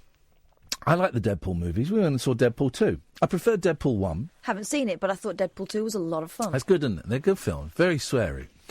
But is this true? They're re-editing Deadpool 2 for kids, right? But who was the guy in the Wonder Years? Fred Savage. Mm-hmm. He was also in The Princess Bride. Yeah. Right. So they're re-editing it. I don't know how this... if anyone knows anything about this, maybe I'll Google it in a bit, right? So they're re-editing it so that he kidnaps Fred Savage, who is playing the same character he played in The Princess Bride. Right. Huh? Apparently this is a real thing. I can believe it. This is a real thing. It's coming out for Christmas, and it's Deadpool 2 re-edited with Fred Savage in, getting kidnapped by Deadpool. Now, I saw this. Let me find the... see if I can find the story, because it is... woman finds live mouse in grocery store bread. Okay. Here we go. This is it. God, but Deadpool... the Fred Savage now, doesn't half look like my brother-in-law? A lot. So, the Deadpool 2 re-release is called Once Upon a Deadpool and plays nationwide for 12 days. Ryan Reynolds on the recut. I said yes on 2 conditions. First, a portion of the proceeds had to go to charity. Second, I wanted to kidnap Fred Savage. Now, this is... and Ryan Reynolds has tweeted, the only F word in this movie is Fred Aaron Savage. This is... apparently the new scenes will riff around Fred Savage's character in The Princess Bride. I want to see this movie. I want to see the re-edit of Deadpool 2 more than I've wanted to see anything for a long, long time. That sounds awesome, doesn't it? Yeah, and how are they going to knit the kidnap thing in? I've got no idea. Ray, was it a nice cigarette? Oh, is that you, Ian? Is that you, Ray? It's me. Yes. Yeah, I got my cigarette lit and all that. My phone died on the last... No, I cut you off. I cut you off for being ill-mannered. Oh, sorry. Was I ill-mannered? Yes, you were very ill-mannered, yes. Anyway, you got me reminiscing because you've been playing Crispian Mills. Yeah? And the last time I phoned, I mentioned that we met one time and enjoyed the smoke together, and it was after a gig that I did on the bill with Crispy Mills and Bucky, Simon and Joff. Simon's band, Bucky. And Simon's band. That was in the last century, as you pointed out. Yes. The last time, and that was fun. They're fun guys. Here's the thing. So I've been going. I got K, the first Cooler Shaker album, the other day for £1, and I've listened to it on the way in. I listened to it. It's great. It's great driving music, man. It's really great driving music. And then I did a little bit of research, and I knew they'd made a second album that had flopped, comparatively flopped. I didn't realise they'd made another 2 albums after that. And I noticed that on the last Cooler Shaker album, which I think came out this year or last year, there is a song called 33 Crows that's written by Simon. Mm-hmm. It's written by Simon. He's got a song on the Cooler Shaker album. Really? Yes, he has, yeah. Well, I didn't know that. But I think the reason the second album flopped was because... James, can you get the phone, please? Come on. Try and look at the phone screen, please, man. Please. Don't let me go gaunty on your ass. I'm going to go gaunty. You're talking to me. No. Is your name James? No. What's your name again, caller? The reason the second album flopped was because the music press got on their case because... The flaming swastikas. That's right. Yeah. Which you remember that? It was on MTV, Crispy Mills on MTV, and I don't remember the exact quote, but it was like something like, I'd like to see 1,000 flaming swastikas. But here's the obvious thing that everyone missed is that they were into all that Indian stuff, and the swastika is an Indian symbol. The Nazis nicked it and just flipped it over. So obviously he wasn't talking about Nazis goose-stepping. I don't even know what the thing was. But I can remember seeing it explode and think, well, that's their career over. But it was obvious. Obviously, I mean, it was a dumb thing to say, you know, when you've got to be savvy, but it was obviously taken out of context. It was totally. Anyway, the reason I called in was... Yes, Ray. A theme that you've had running these last couple of weeks, which I always listen to your show when I'm fishing, and I'm fishing tonight. Yes. And is children swearing. One's children swearing. Yes. And pretty much I'm on the same lines as you. They should be allowed to swear when they want. I'm divorced, the same as you. And when my children were younger, I used to take them back and forth, and my son liked to try out swear words on me and stuff like that. And he said, "What ones do you know?" And I said, "Well, I'm not going to swear in front of you." No. But if you turn your back, I'll do it. I'll write them down. You can do. You can swear in front of me. Well. And well, I'm not. I don't say my boys can swear casually in front of me. I'm not having that. But if they want to, if they want to say, "I've heard this word. Can you tell me if it's a swear word and how bad it is?" I will I will not tell them off. But if they're just sat around, at the age of nearly 9 and 7, effing and jeffing, then they get a thick ear. Well, of course, yeah. Well, I was taking my kids home to their mum one Sunday afternoon, and my son was doing all that kind of stuff in the back of the car. He was about 5. Yes. Oh. And he was doing, he tried out all the kind of words, and I didn't react to it. I just said, okay, that's all that. But I'm not going to swear in front of you. And I said, if you want to swear, that's up to you. And but don't do it in front of your teachers, and don't say it in front of your grandparents, and don't say it in front of your mother. And he said, Dad, you just said mother. That's a swear word. There we go, you see, Ray. Can I read you a lovely... Thank you for that, Ray. Susan and Billy, stay there. Can I read you a lovely... Have you heard the Jon Ronson thing about his kids swearing? No. Oh, can I read it? Yeah, go on. It's... indulge me, right? So this is Jon Ronson. My 8-year-old son, Joel, comes into my office to ask if there's a worse swear word than F. No, I say. There's a silence. You're lying, he says. There's none worse than F, I say. Obviously, he's written the word. I've seen him tell this. He's written. Joel narrows his eyes. I know you're lying, he says. He leaves the room. On Saturday, I take Joel to Chessington World of Adventures. What a crappy theme park. Nonetheless, we have a wonderful day together. You're a great dad, Joel says as we drive home. And you're a great son, I reply with a magical twinkle. We smile lovingly at each other. There is a swear word worse than F, isn't there, says Joel. Yes, there is, I say, still with a magical twinkle. What is it? Asked Joel. It's... I begin. I stop. I say. Tell me, says Joel. I swear this is just for me. I'll never use it. I just need to know. God, this is exactly what my boys have been saying to me. Isn't it funny? I will never use it on anyone. I swear. Just tell me. I feel clammy and hemmed in. And you won't tell Mum we had this conversation, I say. Oh, dear. I promise, says Joel. Mum will never know. There's a silence. I can't tell you, I say. Tell me, says Joel. I can't, I say. Then why did you almost tell me, Joel yells. Because I wasn't thinking responsibly, I yell. I was swept up in the magic of the moment. You have to tell me, Joel says. It's only fair. I say, I look around the car. For some reason, we have an old can of Italian lemonade down on the floor. It's limone, I say. There's a silence. Limone, says Joel. That's the worst swear word of all, I say. Limone. But I'm holding you to your promise that you will never use it, OK? Never. Limone, says Joel. He seems disappointed. There's nowhere to go after limone, I say. Limone is the Everest peak of swearing. He's so good, Jon Ronson, isn't he? Joel looks out of the window. You know, I say wisely, sometimes the mystery is better than the knowing, wouldn't you say? By the way, the punchline of this story is going to lose a little bit of impact, but sometimes the journey is better than the destination. Anyway, don't tell Mum. We reach the house. Joel rushes inside. Mum, he yells, Dad told me the worst swear word of all. I know what it is. Limone. My wife, Elaine, appears at the top of the stairs, an inscrutable expression on her face. I shrug anxiously. A month passes. We go for a weekend away. At the hotel, a boy on a tricycle crashes into Joel. Limone, mutters Joel under his breath. Another month passes. Joel has a friend round for a sleepover. At 11 p.m, I hear them talking.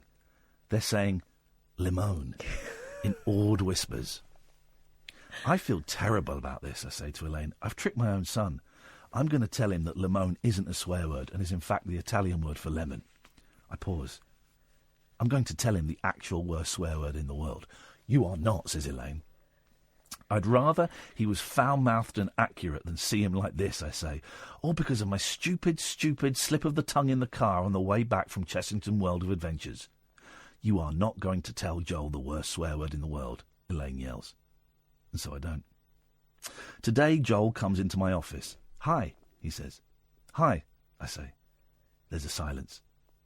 Anyway, I'll see you later, says Joel. He goes to leave. Then he turns around. Oh, he says. See. Isn't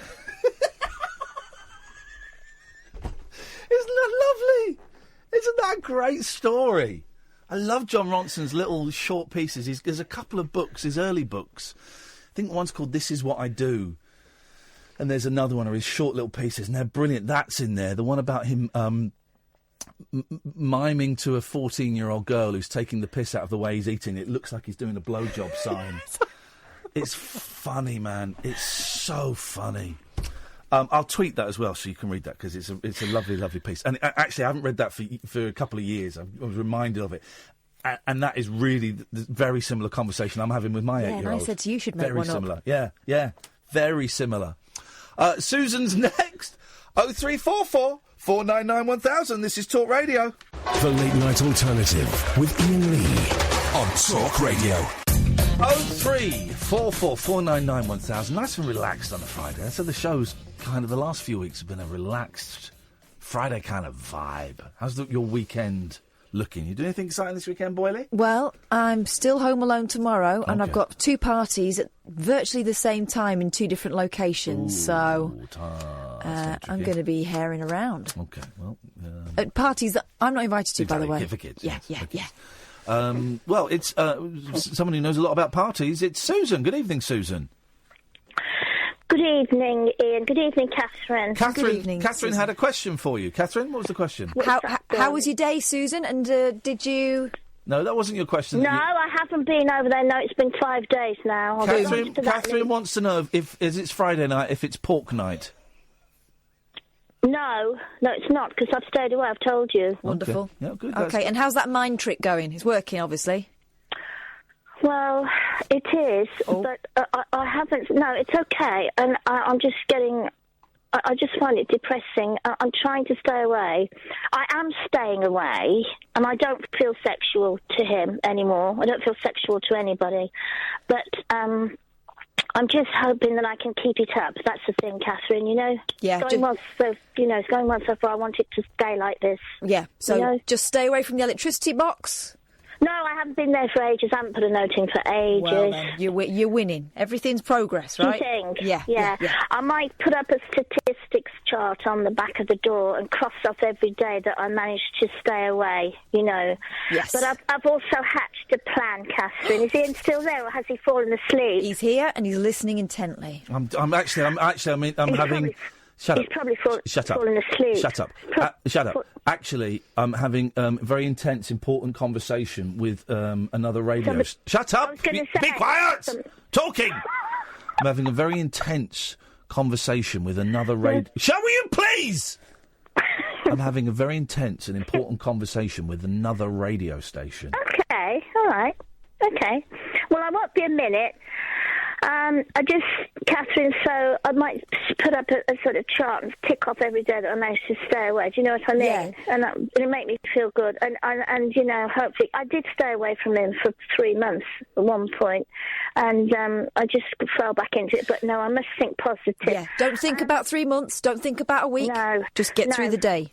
Yes. It's like an alcoholic, isn't it? They always say, take one day at a time. Exactly. Excuse me, it was never that bad. Maybe you could give yourself a little treat at the end of... Yeah. Oh, you could give yourself a treat because... I have a vibrator. Oh, well, I've got one of those. I'm not interested in it. No, promise yourself a treat. I don't know, but go take yourself... A little sweet. Yes. A little sweetie. Yeah. Clever girl. Yeah. I was thinking about... Still waiting for the pictures to prove that you look like a cross between Sherry Lungi and a slim Kate Bush. Oh, God, no, I can't send you that. No? One day I'll send you a photo when I'm feeling better. No rush. I'm a wee bit down at the moment. My feet are wringing wet. My shoes are wringing wet. I got caught in a massive downpour. I was in a filthy mood. My umbrella blew inside out. With dripping water all over the place. That's what you got your shoes wet. Okay. The rain got my shoes wet. Okay, well, I just wondered if I just know that you're a very excitable woman. Well, what do you mean by that? Well, I can be excitable if I'm with. Oh no, I'm not talking about that. I'm not talking about a picture of my fufu. Yes. Or you will keep rubbing my face in it, won't you? I can't rubbing your face in your fufu. God, you're flexible. You're bendy. Catherine. Yes. What do you hate me? Oh. Catherine. Yes. I don't hate you, darling. Catherine, you said your teeth are tied together. I want to tell you something. Go on. Dental tape will get through the tiniest cracks, and I promise you, dental tape from Superdrug. Dental tape? Yes, tape. Well, speak clearly then. I can hear you. I am speaking clearly. No, you're not. You're speaking like someone who's horny. P-A-P. Pap. P for Peter. Pap. E. Pap. Pap. You said P-A-P. Oh, P-A-P is pap. Dental pap. P. P. For Thomas. P for Thomas. Oh, I'm not R. anymore because you're in another mood again. You're an idiot. But so are you. I think there's a lot of tension between you and Iain. That's what I'm sensing. Iain is just a fool. And Susan... On occasions. Is on occasions, a belchy. Yes, I was going to say, has it all got back to you, what I did this morning with my lovely hero, Mike? Michael Graham? I think he's wonderful. Terrible broadcaster. He's Awful, my awful human being. He's terrible. He's one of the worst. He's absolutely wonderful. He's clever. He's witty. He's not. He's slow-witted. He's dumb. He's ignorant. I hope he's not listening to you. No, he doesn't have to turn a radio on. Catherine, will you try the tape for me? I will try the tape for you. Yes, thank you very much for the tip. It'll go through tiny cracks. Now, Something you know very little about. Stop it! Mike is very, very nice. I like his show. I love it. That's great news. Why don't you go and marry him? Oh, you can't because you're too busy having it off with the bloke No, two doors down. I can't because Mike's already married, thank you. He's very happily married with a beautiful wife and beautiful children. Yeah, because you don't now sound like a stalker, do you? I'm not a stalker. No, you don't sound like one. I'm not a stalker. You don't sound like one. Thank you. You're welcome. Thank you kindly. No, you're Will welcome you two kindly. just kiss and get it over with, for God's sake? Not until she's had a bath in disinfectant. I've been to the clinic and I'm as clean as a whistle. Yeah, okay. I've been A whistle to the that's been clinic. blown many times. It hasn't, actually. No. A rusty old policeman's whistle. No. It's not, because I hadn't had sex for 8 years before him. Thank you very much indeed. Get your facts right first, boy. Okay, I've got the facts right, miss, about your sexual history. I haven't told you all of it. I'm not telling you all about. What about yours? What do you want to know? How big are you? Oh, my God. See, I told you. I'm 6'4". No, how big are you in the manhood department? Tell us. Tell us. Go on. Tell us. Hmm? Oh, your voice went big? Your voice went all funny. Is it big? I have a very, very, nice, very nice penis. tiny penis. Really? It's like a joss stick in a cathedral. And you can what? Stick it in a cathedral? Yes, I stick it in a cathedral. Stick it in a cathedral? I don't get that at all. No. Well... You wouldn't feel it. Really? Yeah. Oh, that's no good. No. Is it? No. Catherine, that's no good, is it? We don't like small. Well, I suppose if you're in love with somebody, it doesn't matter, does it? Okay. Well, because love is a match of souls and minds. Oh, souls are coming into it now, are they? Souls, your soul and your mind, and the way your mind works, and your soul. You know, the beauty within. Yeah. You know? But also winkles. The beauty within. Also winkles sometimes. What's winkles, darling? You know what a winkle is. She certainly does. Oh, those. Oh, well, yes. I mean, if it's nice, it's even better, isn't it? But we can... Okay. Well, it's been fun talking to you about dicks and fannies. Just one other thing. You had a young lady last night, a very lovely young lady, who was wanting to meet a gentleman. She's got her 3 puppies. Oh, yes. She sounded Lucy, lovely. Lucy, wasn't it? Lucy, that's right. And you forgot to tell her something very important. Oh, go on. What was that, Susan? You forgot to tell her about talkradiosingles.com, because I'd heard it on the advertising jingle. Come on now. Now you've given yourself away there. No, I haven't done it. I haven't got a computer. I don't like computers, but Lucy may like it. Okay. Well, thank you so much, Susan, for your input and your output and your input and your output and your shake it all about put. Thank you very much for calling. Billy, didn't we cut you off earlier on? No. Yeah, the signal's quite bad, Ian. Sorry about that. Oh, okay. Okay, fine. Go on, then, Billy. How do I follow Susan, by the way? I don't think you have to. Oh, okay. I'll try not to take the lead then. Okay. A couple of things, Ian. I want to apologise to Kath if she's offended by what I said on Twitter earlier. Oh, it's Billy. Oh, it's Billy. Billy. Yeah. Well, yeah. Just bandying the C word around. Some people will be a bit careful with it. Yeah, I apologise. Also, did you get my tweet about the UB40 documentary? Oh, yeah, I did actually. That looks all right. Because UB40, there's now 2 B40s, aren't there? There's isn't there the main band? Ali Campbell, the lead singer, left, and he was persuaded to leave by his brother, who said, you should really focus on your solo career. So Ali Campbell left, and then his brother replaced him as the singer. They all carried on? In UB40, and they carried on without him. So there's 2 UB40s. One is Ali Campbell, and someone else, and the other one is the other one's, and Ali Campbell's brother. That's the sort of thing I'd do to my sister. Yeah. So, yeah, I might watch that this weekend. Thank you for that. That's all. I know you don't like reggae, but I thought it'd be something that you're quite... Oh, I like stories about bands falling apart, definitely, yeah. Yeah, it's definitely worth a watch. I watched it the other night, and I was after you'd finished on there, and I thought it was brilliant. I'm having it. I'm in. I'm doing it. I'm doing it for the kids. Defo. And again, I apologise if I offended anyone. Oh, well, listen, the apology is appreciated. You're a good man, Billy. I will unmute. No, you won't. I will. I'm going to do it now. Okay, do it. You're a good man, Billy. But just, All right, you got a good weekend coming up?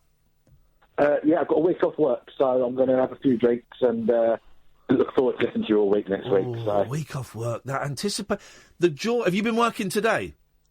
Not today. I work night, so I work usually and listen to you. All right. But the joy of finishing work on a Friday and knowing it's the weekend, and then you've got the next week off, that Friday night, and then it's, before you know it, it's like Thursday afternoon. You go, well, I've got to go back to work in a few days.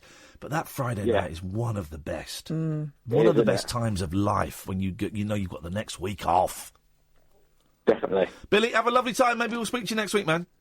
Likewise. Cheers. Tutty bye. Tutty bye. Bye. I'm bunged up. I've been bunged up for ages, and I'm just I'm at my wit's end. I'm at my wit's end. You got anything? Yeah, loads. Oh, let's have some. Have you heard about this bloke who's trying to reassign his age so he can date younger women? Reassign his age. 69-year-old man says he identifies as a 45-year-old. Oh, I like that. Right? I do like that, yes. So he's beginning legal action to have his age reduced so he can attract more women on Tinder. Yeah. A 69-year-old Dutchman is battling to legally reduce his age by 20 years so he can get more work and attract more women on Tinder. Okay, yeah. Emil Rattleband. Okay, there's a joke in there somewhere. I'm a little bit too tired to think of it, but I'm still stuck on the 69. He's arguing that if transgender people are allowed to change sex, he should be allowed to change his date of birth because doctors say he has the body of a 45-year-old. In a box under the stairs. The motivational speaker, a media personality in the Netherlands... There's a person in the Netherlands. ...is suing his local authority after they refused to amend his age on official documents. Can we get this guy on the show? Let's try. He was born on the 11th of March 1949, but says he feels at least 20 years younger and wants to change his birth date to 11th of March 1969. 69 again, that's the recurring theme of this story, and no doubt that's why he wants to do it. Mr. Rattleband, who's converted to Buddhism, said, I've done a checkup, and what does it show? My biological age is 45 years. He's an American Jew now. He's American Jewish stand-up from the 80s. When I'm 69, I'm limited. If I'm 49, I can buy a new house, drive a different car, I can take up more work. I don't think you know where the Netherlands are. Netherlands. When I'm on Tinder... You're doing Dutch now. Shh. That's where the Netherlands is. No, that's Denmark. What? The Dutch live in Denmark. No. Yes. No, they don't. They live in the Netherlands. No, they don't. No. What are you talking about? What are you talking about? The Netherlands is a different country. It's Holland. It's Denmark. No, it's not. What? Are you serious? You're an idiot. Are you serious? I don't even want to have this conversation. You're serious, aren't you? Carry on doing your silly wrong voice and your silly geographically challenged. Guys, we found his Achilles heel. What? So you don't know what a tiger stripe is? What do you mean? What do you mean? What is a stripe on a tiger?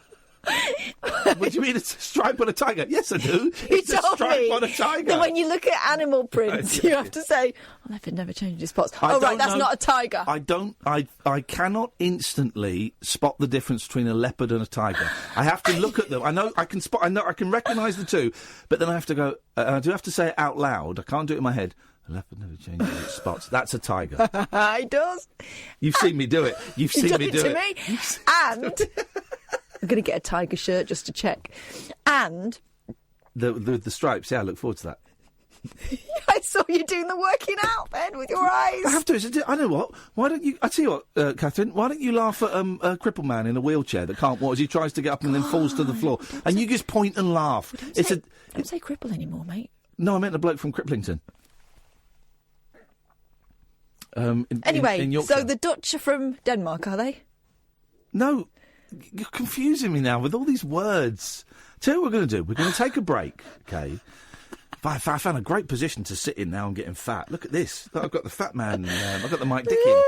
Got Mike Dick in. You have not. Got a dick on. Dick in. No, I haven't got a dick in. I haven't put a dick in for ages. Anyway, Susan. No. Right. So, the switchboard is empty and Catherine's embarrassing herself.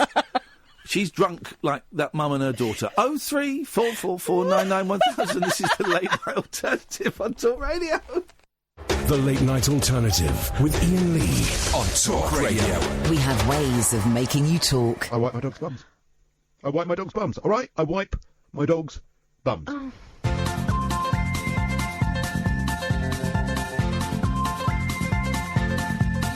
There's a voice that keeps on calling me.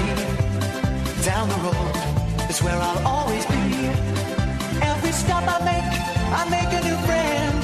Can't stay for long, just turn around and I'm gone again. Maybe tomorrow I'll wanna settle down. Until tomorrow I'll just keep moving on. Down this road that never seems to end. When new adventure lies just around the bend. So if you wanna join me for a while, just grab your hat, come travel light, that's hobo style. Maybe tomorrow I'll wanna settle down. Until tomorrow, the whole world is my home. So if you wanna join me for a while, just grab your hat, come travel light, that's hobo style. Maybe tomorrow I'll wanna settle down. Until tomorrow, I'll just keep moving on.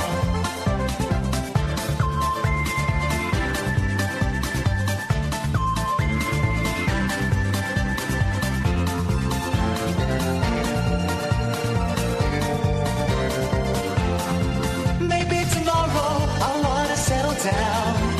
Until tomorrow, I'll just keep moving on. There's a world that's waiting to unfold. A brand new tale no one has ever told. We've journeyed far, but you know it won't be long. We're almost there and we paid our fare with a hobo song. Maybe tomorrow I'll wanna settle down. Until tomorrow I'll just keep moving on. Comes the cough. So if you wanna join me for a while, just grab your hat, come travel light. That's hobo style. Maybe tomorrow I'll find what I call home. Until tomorrow, you know I'm free to roll. Just spoke to Mike Graham in the kitchen. Oh, yeah. Told him that Susan's been seeing us behind his back. Don't mention that he's in the building, because then she'll realise that he's on another radio station. Oh, he's passing by. Oh, good. He said that she came on and he questioned her about how she'd been seeing us behind his back. Oh. And he said that his producer went purple and said, don't get her talking about the same thing she talks to them about. No, filth pot. So what were you talking about? The Dutch? Oh, yes. So, Nederlander. The Nederlander. So this guy's 69 years old. He reckons he has the body of a 49-year-old. Oh, you've been practicing. That's why you went outside, was to practice the 0344 499 1000, by the way. Mind Completely you, empty switchboards, and now's a good time to give us a call. People do that voice, but I knew a guy called Thijs for about 3 weeks before I realised he was Dutch and not just posh. Yep. They speak very good English. They certainly do. They really, really do, Stanley. They really do. They really do. Hang on, this is going wrong. Tell me about it. Last 20 years. Last 20 years ago, I'm wrong. Oh. Right, so he's suing his local authority. Oh, my God, this is all going hellishly wrong. To amend the age on his documents, he reckons he'll have a better chance of a good job and being able to attract young women on Tinder. Can you imagine, though? I've just seen something that's really surprised me. I thought, is that what I think it is? It was. I'll tell you in a second. Can I have some of your juice, please? I'm about to die. Yes, mate. Don't panic, guys. She means electricity. Fortunately, she's not literally dying. Her computer is on its way out. You don't know that. I might be dying, and then you'll be sorry. Well, I don't know. Sorry. Well, sad. Well, again, using very, very strong emotive language there. Well, carry on doing your flipping story while I do this. It's going to take a while because I'm tangled up. When I'm 69, I'm limited. If I'm 49, then I can buy a new house, drive a different car, I can take up more work. When I'm on Tinder and it says I'm 69, I don't get an answer. When I'm 49, with the face I have, I will be in a luxurious position. Luxurious position. Back to 69. Transgender people can now have their gender changed on their birth certificate. And in the same spirit, there should be room for an age change. Of course there should, in the same spirit. In the spirit of trans. No, I mean, it just sounds like he's a randy old goat. The Dutchman said he's discriminated against because of his age on a daily basis. Yeah, because That's not the reason why they don't want to date you. No. He complains that companies are reluctant to hire someone the age of a pensioner as a consultant. I don't think so. Not as a consultant. You want someone wise, don't you? And he says his move would also be good news for the government, as he'd been renouncing his pension until he reaches retirement age again. The judge said he had some sympathy with Mr. Rattleband, as people could now change their gender, which would have once been unthinkable. But the court said there would be a practical problem allowing people to change their birth date, and it would mean legally deleting part of their lives. Let's get him on the show, and then when we get him on, we'll just laugh at him and then hang up. Right. What advent calendars are you getting for the girls? We've got like a wooden house that I put sweets in every year, same thing. Oh, okay. But my mum always buys them a chocolate calendar as well, and she'll buy me one and all. The last few years it's been the Lego calendars. Yeah, we had a Playmobil one last year, it was quite good. Yeah, they're good. They're good, expensive, but good. And I remember a couple of years ago, I think it was 2 years ago, I got into a real fluster because I'd left it too late and I couldn't find them anywhere. It was a nightmare. And then I was convinced, I was in the house in Windsor on Friday, and I was today's Friday, yesterday. I was convinced that I'd bought them 2 Lego calendars, and what I'd done is I hadn't bought them. I'd seen them in the shop, picked them up and said, oh, I'm going to buy these now. Oh, no, I'll get them online. Of course, I never did. And it's lucky I didn't, because I said to the boys, I'm assuming it's Lego calendars again this year, and my eldest wants like a football calendar where you get Match Attack, these Match Attack cards. So he wants a Match Attack. I don't know what the youngest is getting, but the eldest wants Match Attack. So it's going to be a football Christmas. We're sorting out the movements for Christmas. It's not. It's just every time I get an email about the Christmas movements, like Christmas is going to. Here's the thing: Christmas is going to suck this year. It's going to suck.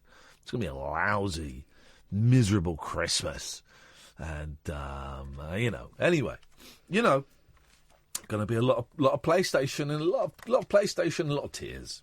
Anyway, so they've got the top fancy advent calendars here. And some of them I quite like the look of, right? Now, the first one is this, from Sainsbury's and Asda. The cheese advent. Whoa. Each door is hiding an individually wrapped cheese. The 7 varieties include Jarlsberg, Applewood Cheddar, and a limited edition Ilchester Wensleydale with gingerbread. Sounds filthy, doesn't it? A cheese... Don't get me... I'm not saying I want one of these, because Christmas is... I'm not really digging it.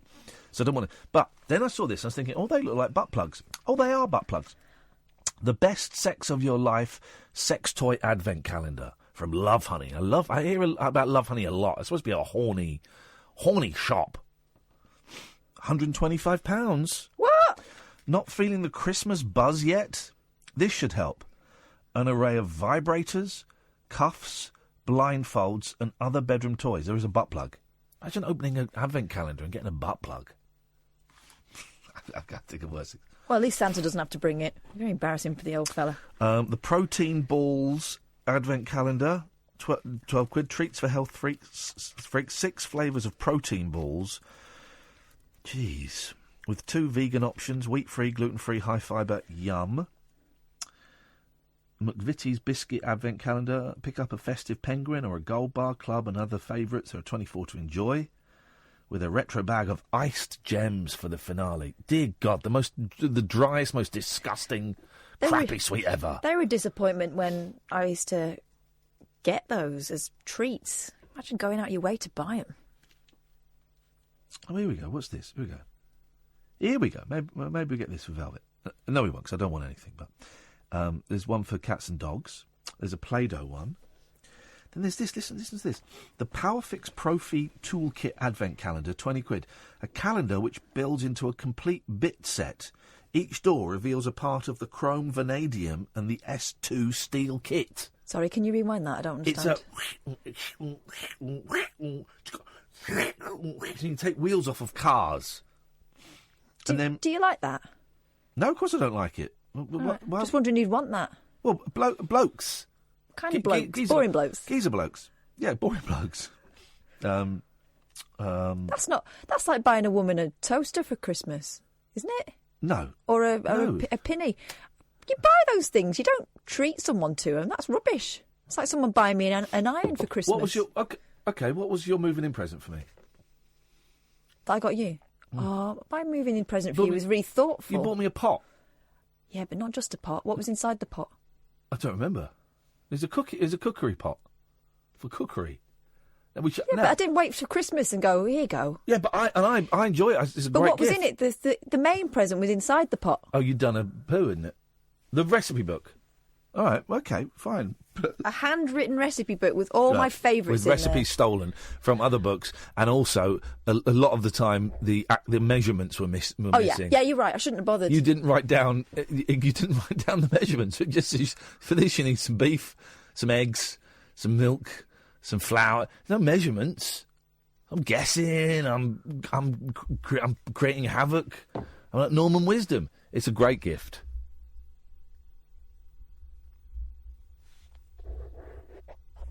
Anyway, wrenches are crap. Well, OK, to make up for it, I'll get you this. The Wedgwood Advent Calendar from John Lewis. No. Ornaments in signature blue and white porcelain, £600. Wah! Actually... Just buy some ornaments. Just give me the money. Exactly. This. I don't really do ornaments. My mum's generation are still big on ornaments, aren't they? But I don't really do them. This one's all right. The Joe Malone Advent Calendar, £300. Colognes, candles, body and bath products. Yeah, nice. But that's not an advent calendar. That's a present. Yeah, all right. But if I was like Paul McCartney or something, and you were the new Mrs. If you were Heather Mills, and I was just being nice to you she because gets a you're sack of coal, doesn't she? I'd get you pop round to pick up Baby Mills, McCartney, and then I'd say because you've got to be nice in front of the ex. You go, oh, it's lovely to see you, darling. Oh, well, look at you, little girl. And got a present for your mum. It's a John Malone Advent Calendar. You have that? You bitch. Maybe. Have that, Heather, you bitch. No, I didn't say nothing, love. No, I see your mum. It's great to see your mum. It didn't work out, but I think your mum's great. She's a bitch. And the final one, whiskies. It's Drinks by the Dram. God. Whiskey Advent Calendar from the Masters of Malt. Little drams of impossible-to-find whiskies from long-shot distilleries. £9,999.95, £10,000. And that's the Advent calendar, so imagine what your big present's going to be. Yeah, the big present is the bailiffs turning up the next day to boot you out of the house, and you getting to appear on Can't Pay, We'll Take It Away. But you'll be so wasted, you won't care. Flipping heck, imagine. I mean, £900 for an Advent calendar? No, £10,000. Even worse. Did you not hear numbers?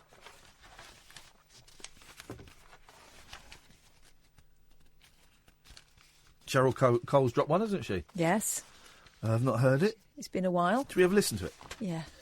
Let's listen to Cheryl Cole's new one, What She Done Drop. Cheryl Cole. What is it called? Love Made Me Do It. Love made me do it, do it, do it with you. Here we go.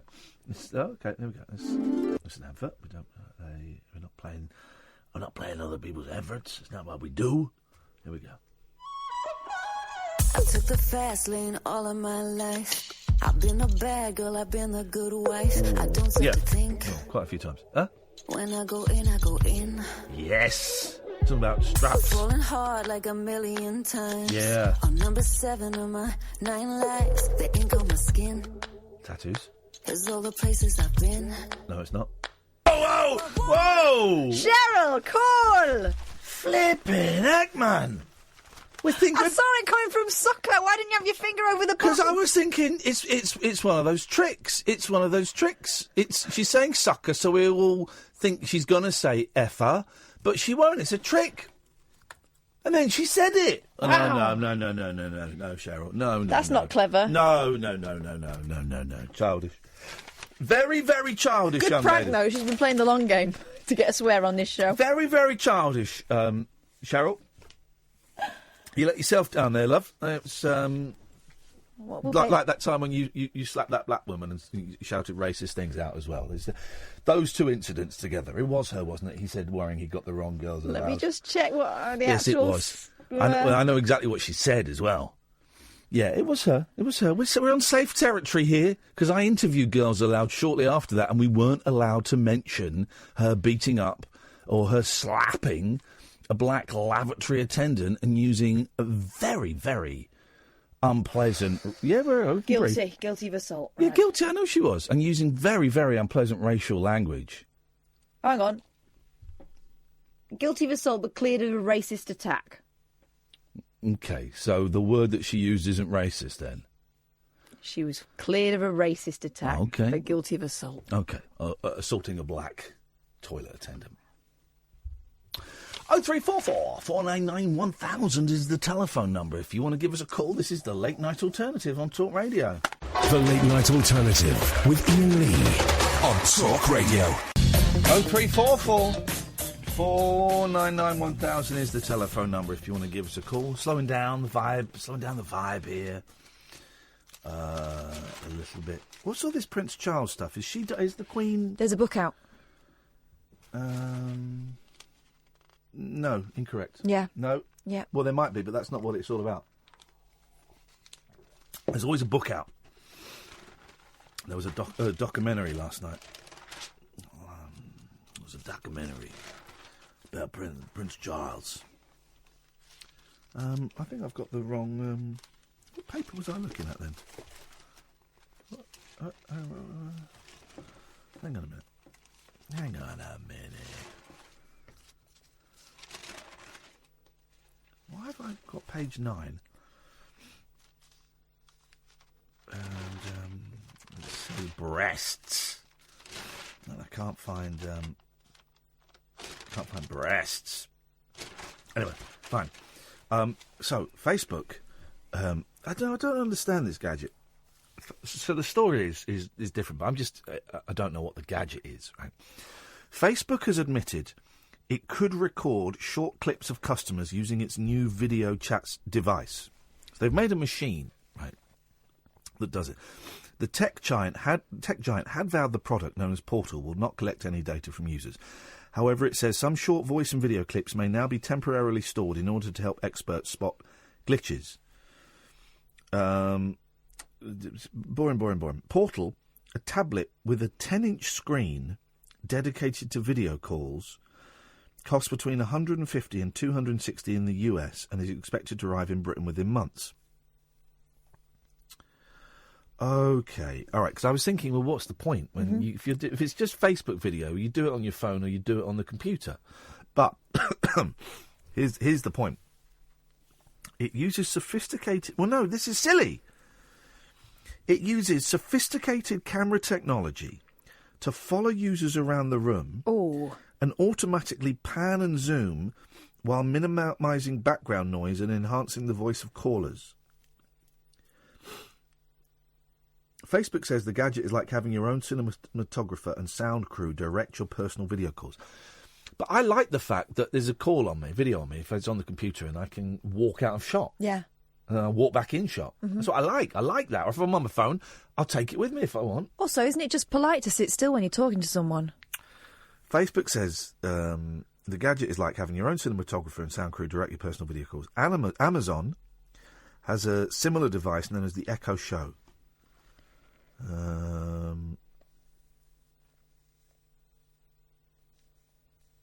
Well, they're idiots. Those are idiots. Just everyone, just stop. The telltale thing for me was when I realised that Mark Zuckerberg has his the webcam camera thing on his penis. Constantly on his penis. No, on his computer, on his laptop, he has his webcam lens covered up. Yeah.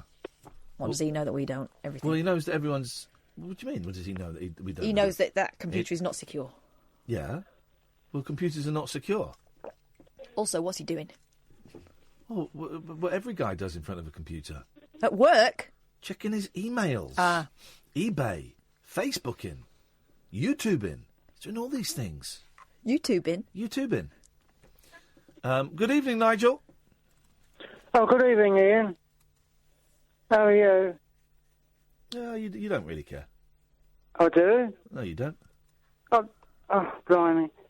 I just had Billy Stanley ring me up and call me on Facebook asking me to ring in the show and sing a song. Who's Billy? I don't know who Billy Stanley is. Oh, Billy who called in earlier on. He's one of my Facebook friends. Oh, the guy that called in earlier on. Well, you do what you want to do. If you want to call in and sing a song. Yeah, well, I haven't had the show on. What have you been talking about this evening? We have been talking about Facebook.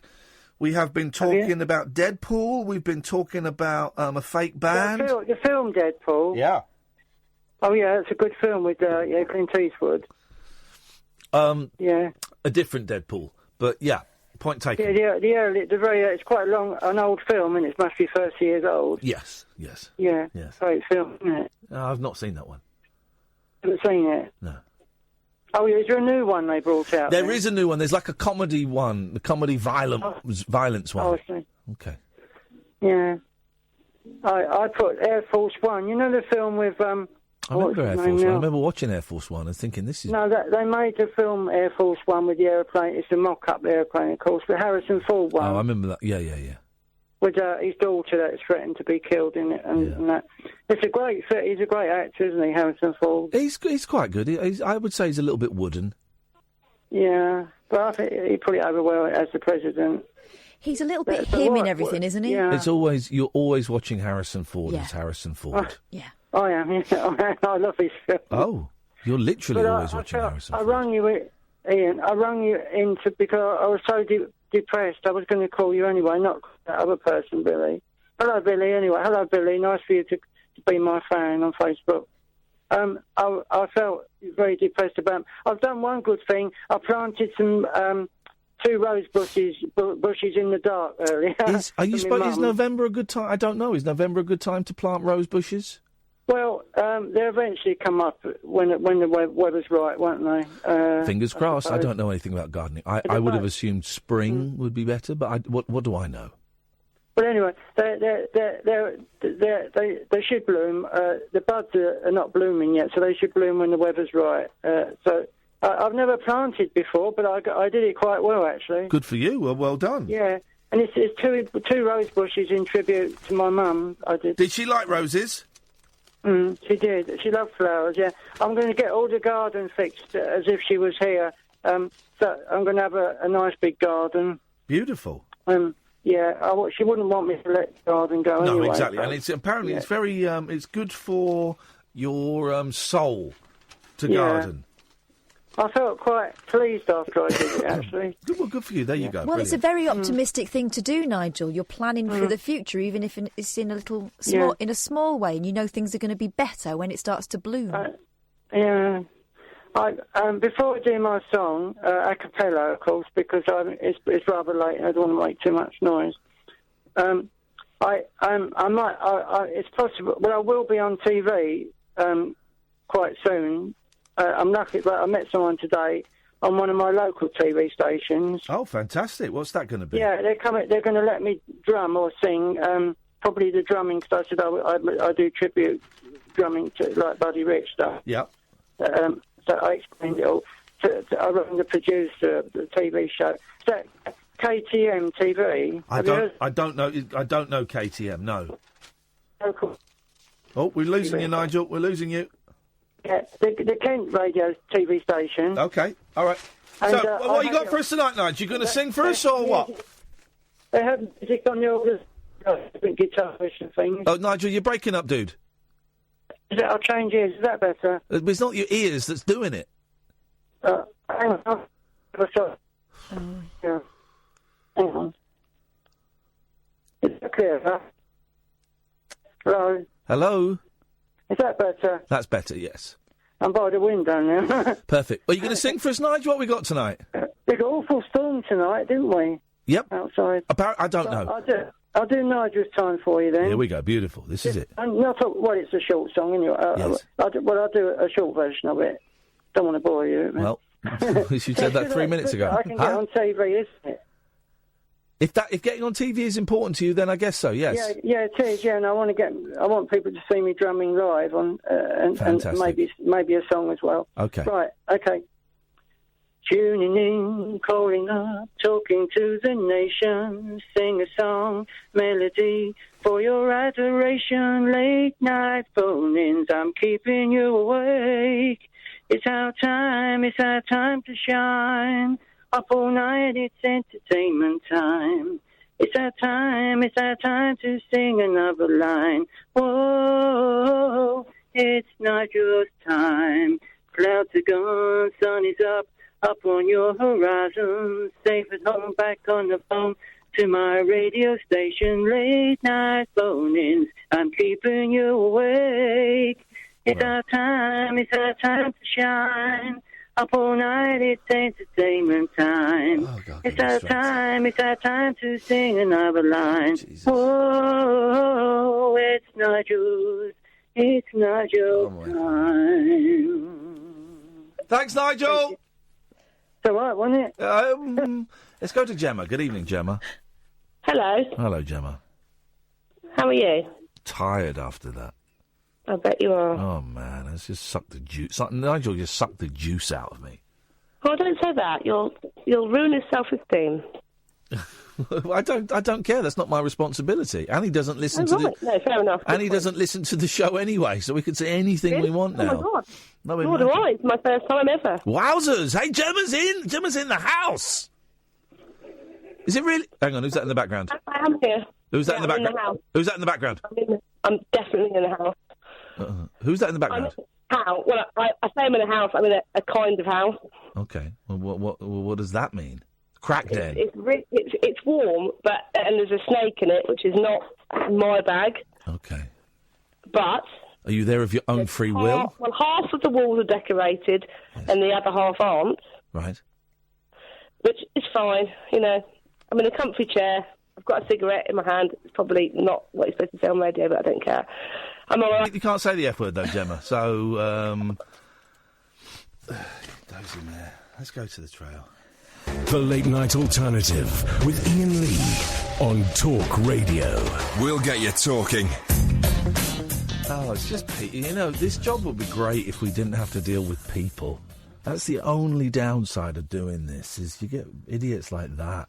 She did drop an F-bomb, is why we cut her off and we dumped it. You know, she's going, oh, I don't know if it's okay to say I'm smoking. Yeah, you can say I'm smoking. Oh, really? Effing hell.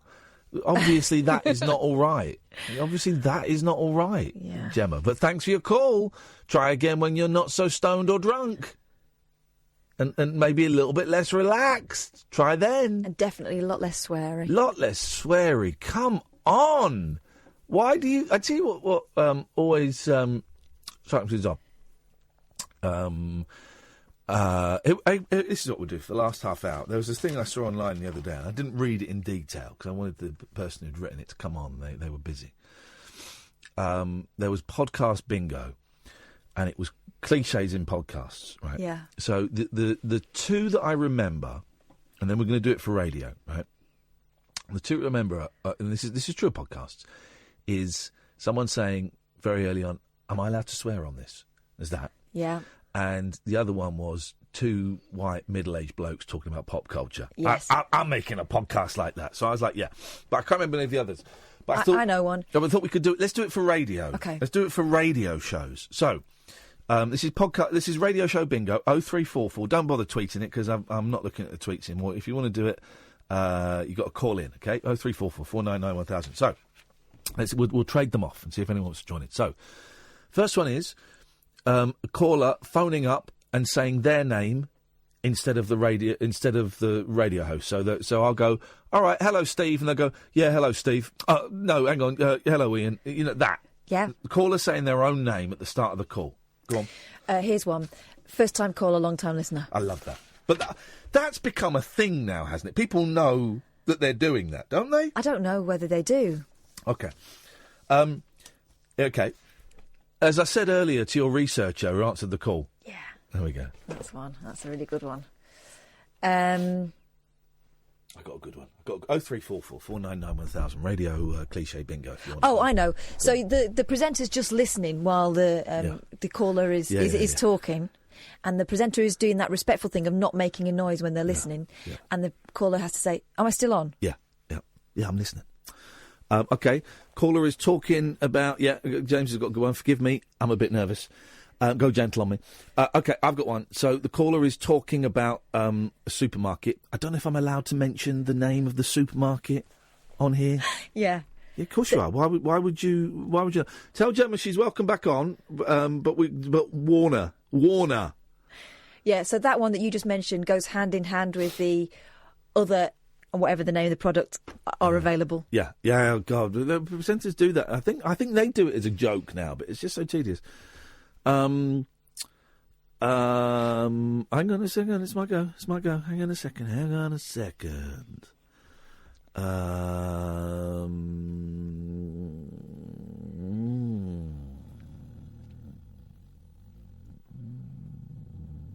Let me try this. Sally, have you got any? Oh, you just said it. Oh, what did I say? I was going to say, yeah, can I mention the name of the supermarket? Oh, that flipping. Okay. Well, okay. Have you got any others? Because I'm. There's got to be loads. Hang on a minute. I can't think. Can't think now. Go on, Kath's got one. She's chomping at the bit. Coming up to the top of the hour. Yeah. Who says top of the hour apart from radio presenters? Yeah. Yeah. The game ran out of steam quite quickly. I was thinking that would get us up. To 1 o'clock. Sorry. Do you know what? Here's the thing. I'm wearing a new hoodie and I'm feeling cool. I've got a new Monkeys t-shirt. I'm feeling cool. But I'm really, really tired. Mm-hmm. Really tired. My eyes are a bit stingy from the tiredness. I'm really tired. And I had a good day today, Sally. I looked after myself today, Sally. I didn't get out of my bed. I woke up about 10. I didn't get up till about 11:15. I just lay in bed listening to the radio, ignoring the cat mewing at me. And I just lay in bed. And I had a very late day. Yeah, I got up, I had a little bit of coffee, and I did some stuff, and got through some chores. Then I had to pop out to the post office and pick up something and buy a pint of milk. And that was it. Came back. Great, geeky, lazy day. She's gone. Where's she gone? What are you doing? There we go. But that's it. That's it. You're there. Sorry, we got an amateur working with us tonight. It's amateur hour here. We like to try out new talent. I don't know. I had a lazy day today. Got up at 1. Oh, yes. So, yeah. That's it, It's lovely. Just checking if Sadiq's called me in the last 20 minutes. No, he hasn't. Why don't you keep phoning him? Get on his nerves. Because because you can't, because he loves it. I block him when I don't want him to phone, and when I don't mind him phoning, he's a nice lad. He's a nice lad. Right. He's not abusive. He's not rude. Yeah, same with Sadiq. Well, Sadiq is abusive and rude. He's not. He's all right. I'll probably get a phone call tomorrow about 7:45. God. Yeah, I know. And I'll probably miss that one, and then I'll get a few more, and then I'll eventually, answer it. And he's fine, really. No more dick pics? No, none at all. Nothing. He hasn't even. He asked me out once. He hasn't asked me out again. I'm waiting for that to come out again. So if he asks you a second time, the chances are pretty high of it being a yes. That's lovely. That's lovely to hear, Sally. I'm congratulazioni to both of you. Well done. Good evening, Simon. Good evening, Ian. Good evening, Kath. Yes. Hello. Radio bingo. Yeah, go on. The caller who waits to hear the radio in the background and then until he talks to you. Oh, yes, mate. That's a beautiful one. And Ian, I know why you're depressed as well today. Yeah, go on. Out. Yeah. It's because Nick Knowles wasn't on your year of I'm a Celebrity. He's on this year's. Apparently apparently he's flying out there as we speak. What have you missed out on there? Oh, man alive. Could have sung a duet. Could have sung a duet with Nicky Knowles. Yes, Barney. Hello. Hello, Barney. Yeah, the thing I was thinking of, and I'd actually think of ringing up about it last week, actually, was people saying it's morning, like, oh no, now it's technically morning. Oh, good evening. Oh no, now I suppose it's technically morning, isn't it? It's 12 o'clock or 1 o'clock. Oh, yeah, I hate that. But it's the middle of the night. It's night time. Do you have windows? Do you know what the sun is? Because it's like totally dark. Well, it's got a little bit of a weird vibe towards there, but I think you're absolutely right. Also, it's not morning until you've had a sleep. Well, until the sun's there, whether you've slept or not. Well, I mean, technically it's morning. It's but it's night time. Yeah, it's night time, not morning. No, but technically it's morning. No, it's definitely night time. Well, no. Well, listen, I agree with you. It's night time. But technically, it's night time. Legally, it's morning. Well, legally, in a court of law, it's morning. Would you agree? Would you agree? Would you agree, Barney, that in a court of law, if I were to murder you now, the police officer would say... Thanks. The police officer would say, the murder took place at 12:38 in the AM on the morning of Saturday, the 10th of November. Yes? I don't know. Yes, he would! No, well... Yes! Do you actually know that for sure? Yes, because I murdered someone. No, but they would say that. Of course they would say that. What they're going to say... OK, so they're going to say, the murder took place at 12:38 on the evening of Friday, November the 9th. Well, they would say night. It's not the evening, is it? It's in the middle of the OK, night. so the night of Friday, November the 9th. Well, hopefully they would, yeah. Yeah, but it's not Friday, November the 9th. It's Saturday, November the 10th. Saturday, whatever the right day is. Yeah, well, so it's the morning. You can't start a day with night. You have to start a day with morning. Well... Yeah? Sorry, what's that sound? What's that sound?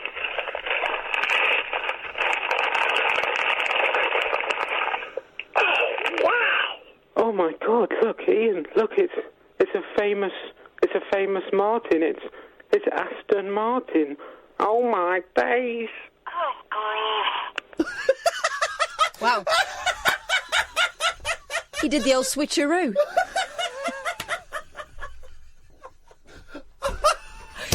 Gosh. I've got no idea what just happened. I pity the fool who tries to argue with him about anything. Incredible. Call of the week. Gemma, stay there. We're going to give you a second chance after this. Last 20 minutes of the show before Martin Kellner. This is the Late Night Alternative with Iain Lee, Catherine Boyle, weeknights from 10 on Talk Radio. The radio show for people who know the best part of the day is the night. The Late Night Alternative with Iain Lee on Talk Radio. We'll get you talking. Now, a little while ago, we spoke to Gemma. Gemma is going to come back on the air in a second. But, Catherine, what do you think about this? Well, there are two things that might happen next. Yes. A, she redeems herself. Yeah, possible. Because, you know, everyone handles these situations in different ways. It's entirely right? possible, yeah. It was a nervous thing to do. Of course. Right, so she could redeem herself.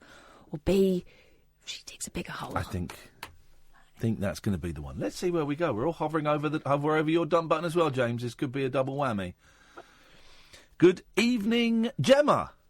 Good evening, Ian. Is there something you'd like to say before we continue? Well, yes, obviously. I've got a garden on my balcony. No, that wasn't it. What was it? Would you apologies. Yep. Yeah, I'd like to apologise for using the F word. Your apology is accepted and is gratefully received and welcome back.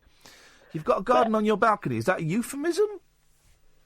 Well, it could be. I mean, it depends how creative you are with language. Oh, I'm one of the most creative. Are you? Languagists. Linguist. Persons out there. You're one of the most creative linguists. No. Linguistical people out there. No need to correct me. I say exactly what I mean to say. I'm one of the most creative languagists. Are you Alice in Wonderland? I could be. Well, you know, because she said, Lewis Carroll said, you know, you've got to say what you mean and mean what you say. Right. Right. So, like, if you drink the big glass, you'd shrink, and if you drink the small glass, you'd grow. And my garden grows on my balcony, like I said. Okie dokie. So you're not saying... So you're being obtuse?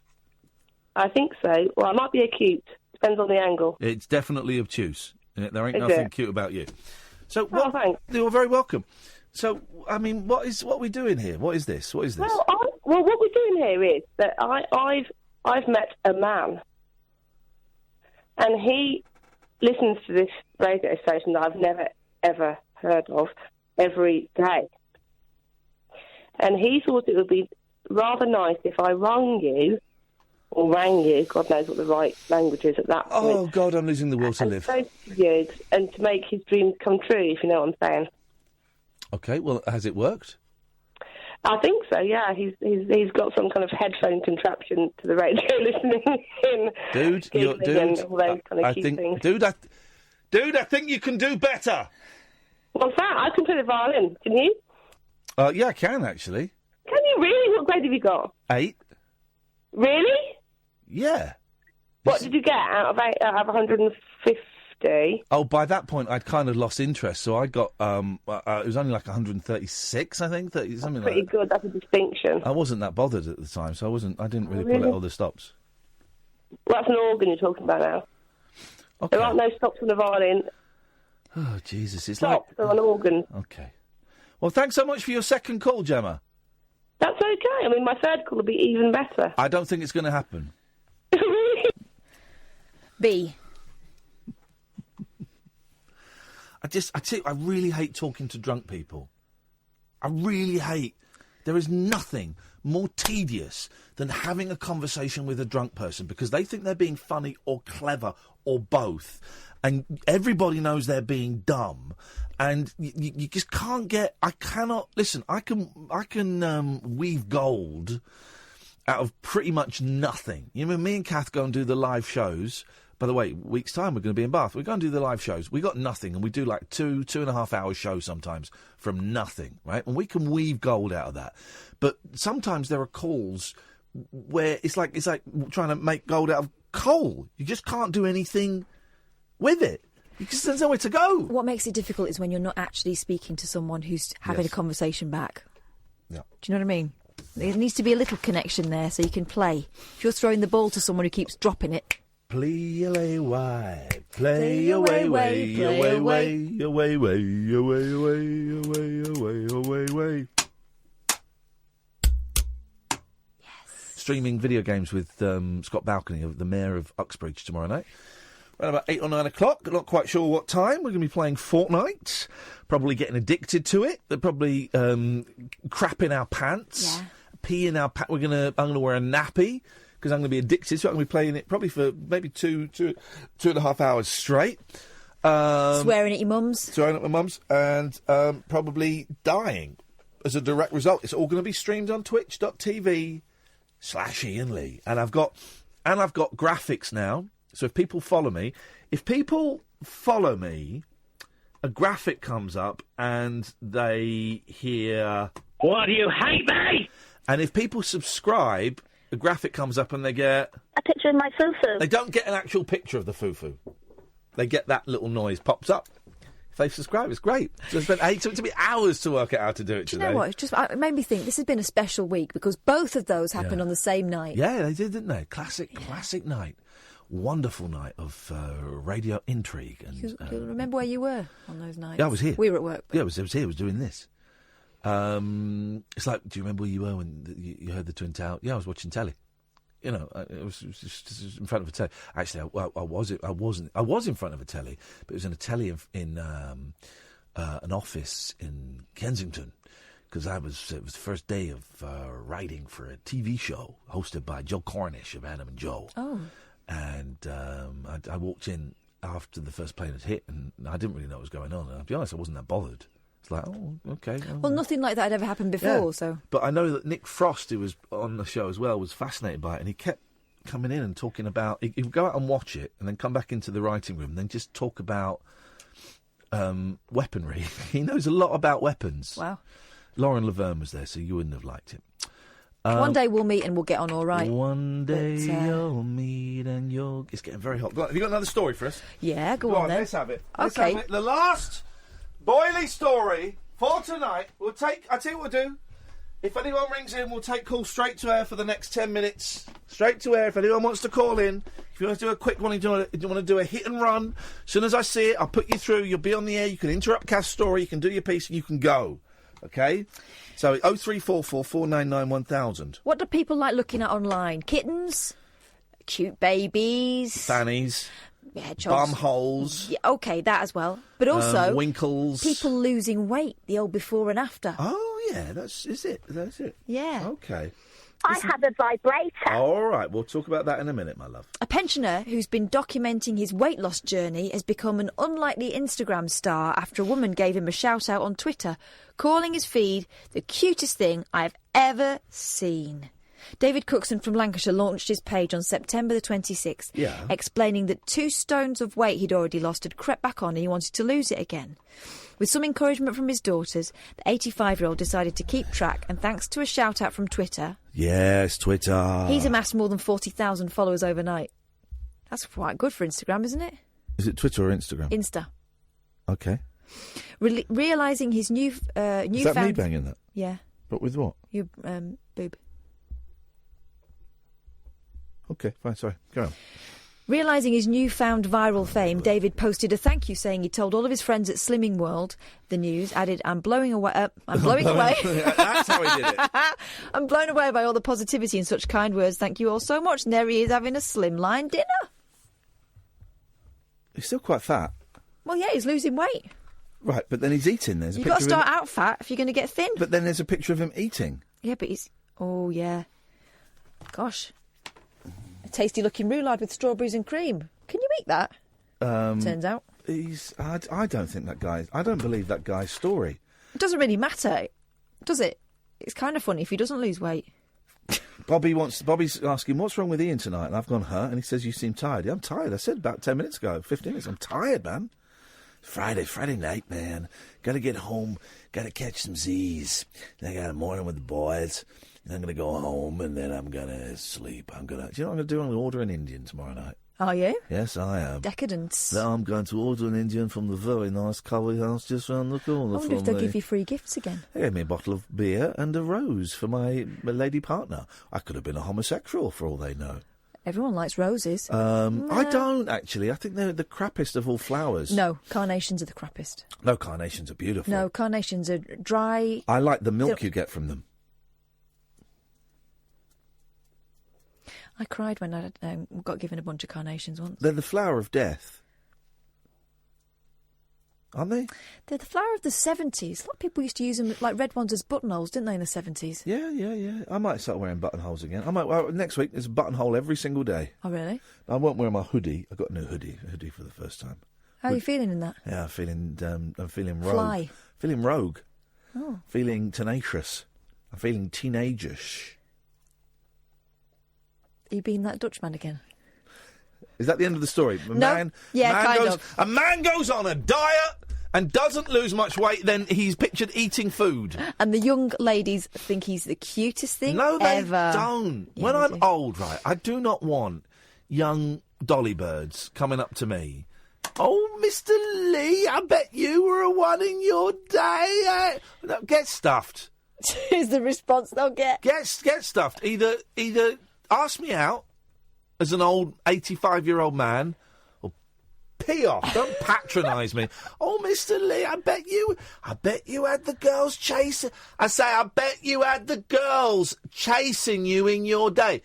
This is my day. I'm 85, and would you go out on a date with me? Oh, he's a funny one, isn't he? He's on it again. Nurse. Mr. Lee, put that away. Put it away. We don't want to. He's doing it again. Can we get the men in? He's masturbating again. God, that reminds me. Yves Saint Laurent launches a new jewellery line. Oh yeah, go on. In the shape of penises. Oh, what's to say?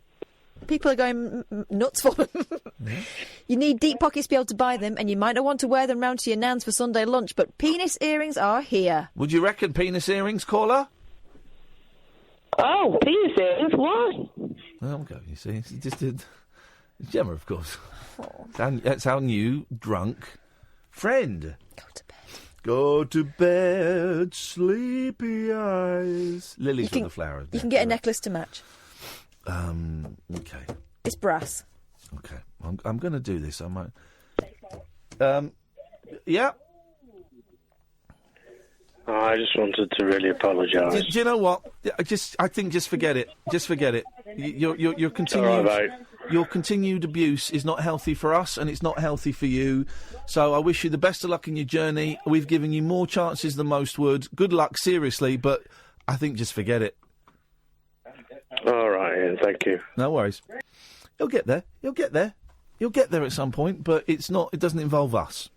Yes, line one. You're on the wireless. Oh, hello, it's Sheila. Hello. It says on my screen, fake Sheila. Yeah. Oh no! It still says that. Wow. Yeah. Hello. Hello. I wanted to call for a while, but you've been in a bit grumpy mood the last couple of weeks, and I thought I'd dare. Been a bit what? You've been a bit grumpy. Did you say grumpy bees? No, grumpy mood. What is she talking about? I'm in a great mood. I'm in the best mood. I have the best. I have the best mood. Shut up! I'm in the best mood of all time. What the hell are you talking about, fake Sheila? No. Today you're great. That's why I phoned you. Anyway, I've been in I a know there's not much psychedelic time. I just want to ask you a very quick question. Yes. You mentioned something earlier about I Don't Know Jack. And you said you'd done, did you say an audition for it? No, I hosted and filmed a pilot episode of what was going to be a TV series for Channel 4. I love I Don't Know Jack. I love the PlayStation game. Is that what you're talking about? It's that game. But it never got shown. I've got it. Do you know what? I've got it on VHS somewhere. I think I've got it on VHS, and I was going to upload it to my YouTube at some point. If I get time, if I can find it this weekend, it'll give me something to do. I'll upload it to my YouTube channel. It wasn't very good. VHS? Is it a very old concept or something? Because I only know of it from the PlayStation. Yeah, it's been around for years. We did it. Oh man, I don't know, 17 years ago, I think. No way! Yeah. Oh, I didn't know that. I thought it was a completely new thing because I love it on PlayStation. No, there was a series of it in the States with Pee Wee Herman as the host. And we were kind of ripping that off, but it wasn't very... There was one funny gag where I walked out to applause, and then I stood there with my thumbs up, and I was on an invisible conveyor belt, so I just sort of moved 3 feet, and then I walked off. And that was it. But I'll see if I can find it. Actually, I've got to go, because Killer Kellner's in. Paul Ross is in, probably, yeah? No, it's Killer Kellner. Thank you. Good evening, sir. Sorry, Good evening sir. to you. Sorry, How are sir. you? Did you get a dose tonight, sir? Did I get a dose? Yeah, a little bit of dose. No, dose. A dose. Oh, right. Did you get dosed up? I got a little bit. No, I've had a dose. You've got 30 seconds precisely. Really? Sell this bad boy. So you've been ripping off Pee Wee Herman, but presumably not his private life. This is Pee Wee Herman. Oh no, I've been masturbating in public porn cinemas. Yeah. So I heard that. But anyway, best place to do it, isn't it, Kath? Oh, I love it. Yep. You've only got 10 seconds 10 now. seconds, well, that'll just about cover it. So I've got loads of stuff in the show, but largely my personality. Didn't work last week, but I'll see if it works this week. Okay, you're going to up the personality game. It's always a good thing to listen to on the way home. Martin Kellner will be up next. We'll be back on Monday. Thank you, James. Stay tuned for Martin. This is Talk Radio.